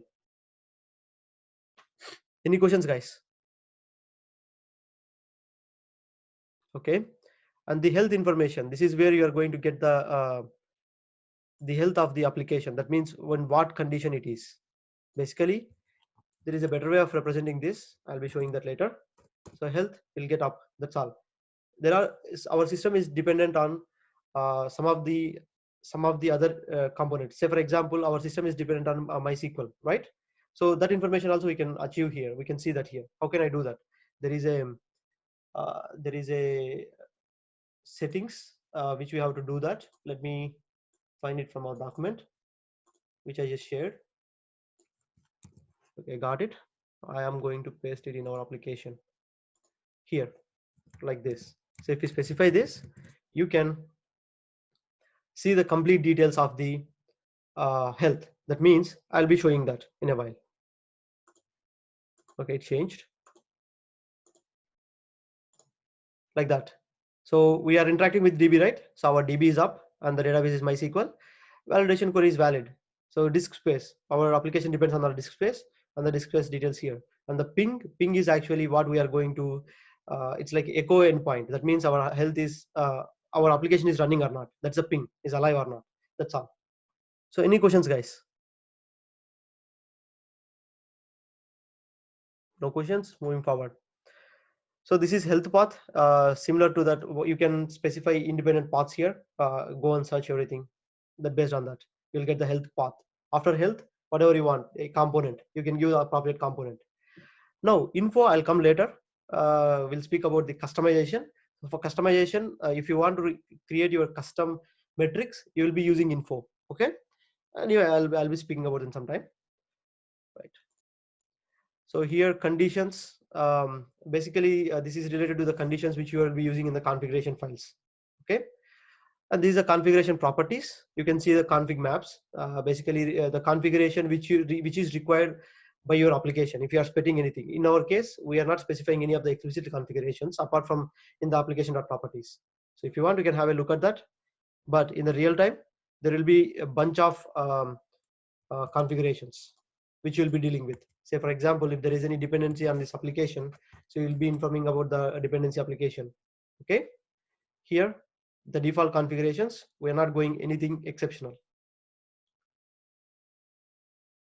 Okay, guys, this is a default configuration: data source, Spring Data, MySQL, C, whatever the default which we needed. Explicitly, we didn't specify. Like if there is any dependency for this application on something else, you will be providing that information here, the configuration. You'll be providing if you want to run, maybe it is interacting with multiple databases. Let's say if it is interacting with Cassandra also, the NoSQL database. You will be specifying as a configuration that will come here as well, right? This is the environment related details. Environment related details, let's have a look at it. As of now, I can specify the environment is our local, so it won't be having much impact. So, but if you deploy in the real time, so there will be ports, whether it is running on HTTP, HTTPS, and what kind of JVM it is using, where exactly it is located, and everything. So here it is my local, so that's why it is coming in this format. So C:, but basically when you deploy, it will be in the Linux box or Unix box somewhere. Cool. Any questions on that? Right. Let's go. Environment to match. It is exactly the same information for the appropriate matching. Okay. Now loggers. Let's have this information. Let's go here. This is a log file, basically. I mean, like log, which logs are enabled and what is a configured level. Okay. So you can see that root configured for info, and in the com.truck, let's go to JPA truck. In the JPA truck, we have multiple classes. We never configure any of the log files. So if you have configured logs, that will be provided here. Cool. Any questions? It's just information like what level are you at, logger. I didn't get time, so I couldn't speak about this. Unfortunately, it is also not part of any of these prerequisites, so I couldn't speak about the logger also. So any questions, guys? Logger is something like related to system.out.println. Instead of that, you will be logging in a file. That's all. Any questions, concerns about this? If no questions, I'll move forward. Right. Haris, actually, if you want, then can you disable any particular endpoints? You can. That's what I'm telling. So instead of disabling, there is something called web exposure, right? So you can disable by using web. It is exclude option will be there. So I just provided a document, right? Please read the document. You will find different options there. Okay, Haris, thank you. There is like exclude option will be there. EXCLUDD. Something like here I included, right? So after this you can write exclude and whatever the endpoint name. Let's say I want to exclude health. You can write health here, and it works. Okay. Right. And next one, right over here. So you'll get independent loggers by logger name if you know the name. Let's say if I want to get the truck details info, so I can get from the loggers from that information. Right. Now heap dump. How many of you guys know about heap dump? Right. Heap dump is something like the objects will be stored in the heap, right? So whenever a Java application runs, it will create some kind of objects in the heap, right? So that heap dump will be analyzed to find out what kind of objects are we getting created. If there is any issues with your garbage collector, so we can fix by using this. So what kind of objects are getting created and what are not able to garbage collect them. So basically in the previous ways, what you have to do is you need to use a command to get this heap dump from Tomcat server. So that is a really hectic part. Now we are able to get it from here. So you can download actually heap dumps. Just click on that, it will download. Okay. You try it anyway. I told you, right? You try it, it will be a heap dump, and there is some tool called mat.io. You can use that. Sorry, mat tool. It is a free tool to analyze. Right. Thread dump. So this is okay. Java is a multi-threaded environment, right? So basically, even though if you are running on a single thread, it will be internally, it will be multiple threads will be working, right? So to find that kind of information, again, in the old days, we need to use some specific commands, how to go into the Tomcat, and we have to get this thread dump. That is a hectic process. Now we don't have to do that. Use this, you'll get the thread dump. You can see that quickly. Open in a new tab. Write that. So like this. Thread information, thread name, thread ID, and stack trace. So this is useful to find out if there is any deadlocks in our code. Okay. Earlier, it was a very hectic process to get it and analyze it. It will be displayed in the thread.io. It's a website, online website. You can upload this file as a file, and it will generate a beautiful picture of the threads connected all over. If there is any deadlock, like 1-to-1, 1-to-1, 1-to-1 mapping, that's a deadlock. You need to find out and fix it. That's one of the advantage here. Now matrices. This is regarding the matrices appropriate names for any kind of metrics. So whatever we are speaking here, independent, we can get that. Right. Similarly, matrices. Whatever I spoke here, matrices. Let me open that in a new page. So we have so many of matrices, right? You can get that independent metrics details by using the other endpoint which I gave you. Right. After that, scheduled tasks. So sometimes I'm not sure whether you worked on any of these DB schedulers. Sometimes our applications may have to write everything at exactly 12 o'clock, whatever is there in the cache, and we'll be scheduling a task to write into the DB. That is called a scheduled task, which means a task which will run at a particular time. So those tasks will be available in this scheduler tasks. Okay. Unfortunately, we don't have any scheduled tasks. So if you open that, there won't be nothing until unless if there is any internal which is available. So there is nothing. Cron jobs, nothing. We don't have anything, right? And the mappings. This is very important, guys. Let's go here. It's coming here. I can't open that. Let me close this. Close this.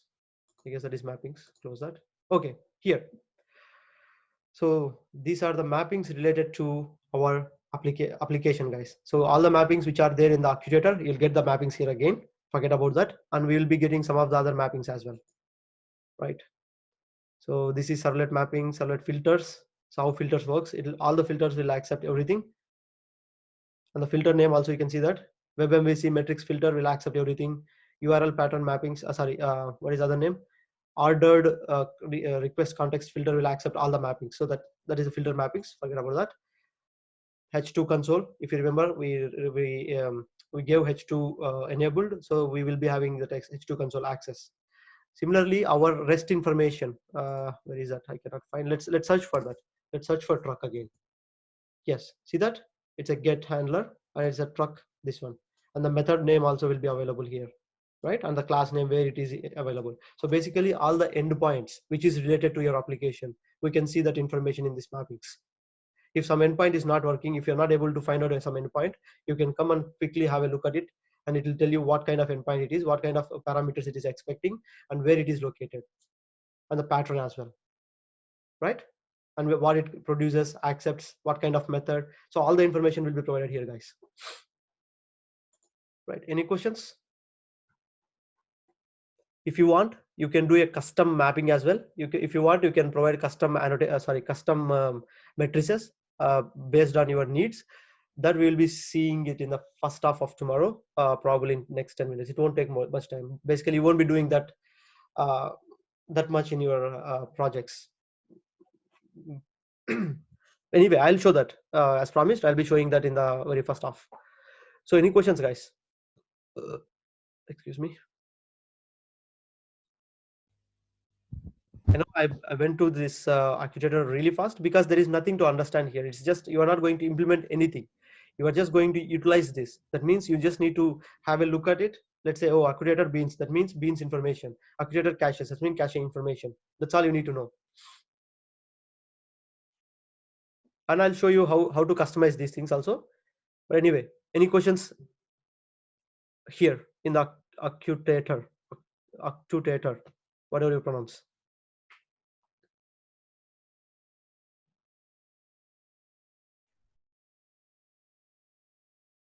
Okay, if you guys don't have any questions, I guess that's the time. It's already 2:30 for me. Let's wrap the session up, and we'll start tomorrow with the microservice.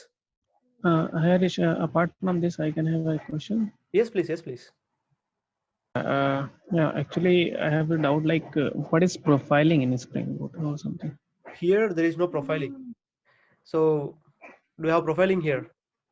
No. Apart from this, I'm asking. Okay, there is no profiling. That is something related to your. You will be connecting to Java JVM, and you'll be doing the profiling. It's basically JVM level debugging, guys. To be honest with you. So to see how your JVM is performing, basically this you will be doing in case if earlier, if you remember Java 1.8, earlier before Java 1.8, there used to be this exception called as a uh, stack overflow exception, something like a memory. I forgot that exception. Nowadays it won't come, so that's why I forgot this name. Something like unavailable memory exception. That means some overflow exception will come.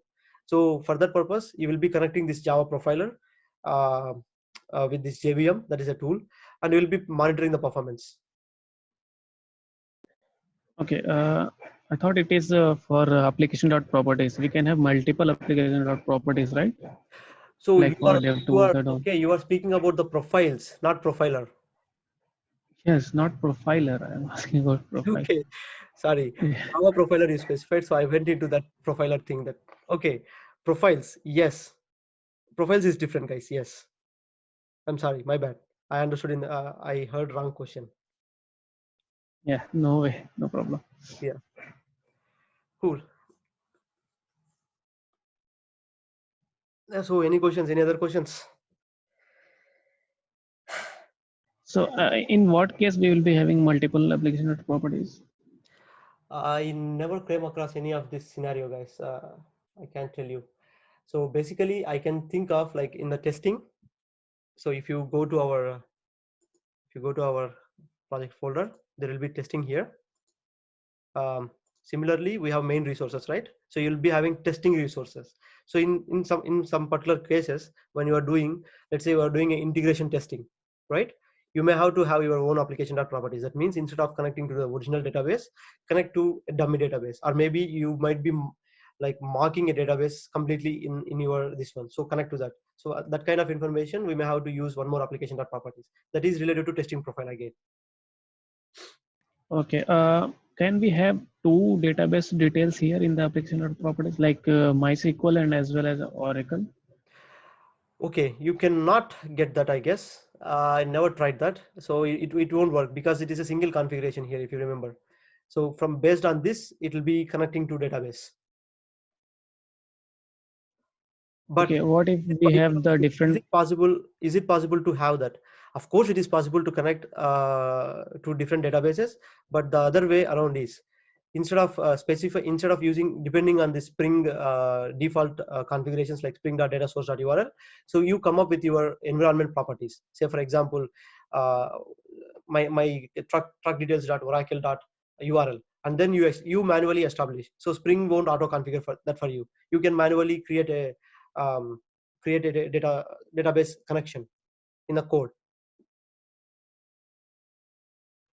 Okay. So there is no rule that you have to interact with only one database. In the project which I earlier worked, I was interacting with PostgreSQL and Cassandra. So in that case, I used to do this way. In like we used to do in the JDBC, right? So Postgres is Will be JDBC. right. Cassandra is not JDBC. Cassandra will come up with altogether a different feature. Cassandra is a cluster. I will speak about that Cassandra in the last day when we have some time. As I promised, I'll be doing a little bit of session on NoSQL, right? I will be speaking about that, but let's not focus on that right now. Yeah, sure. Thank you. So, any other questions?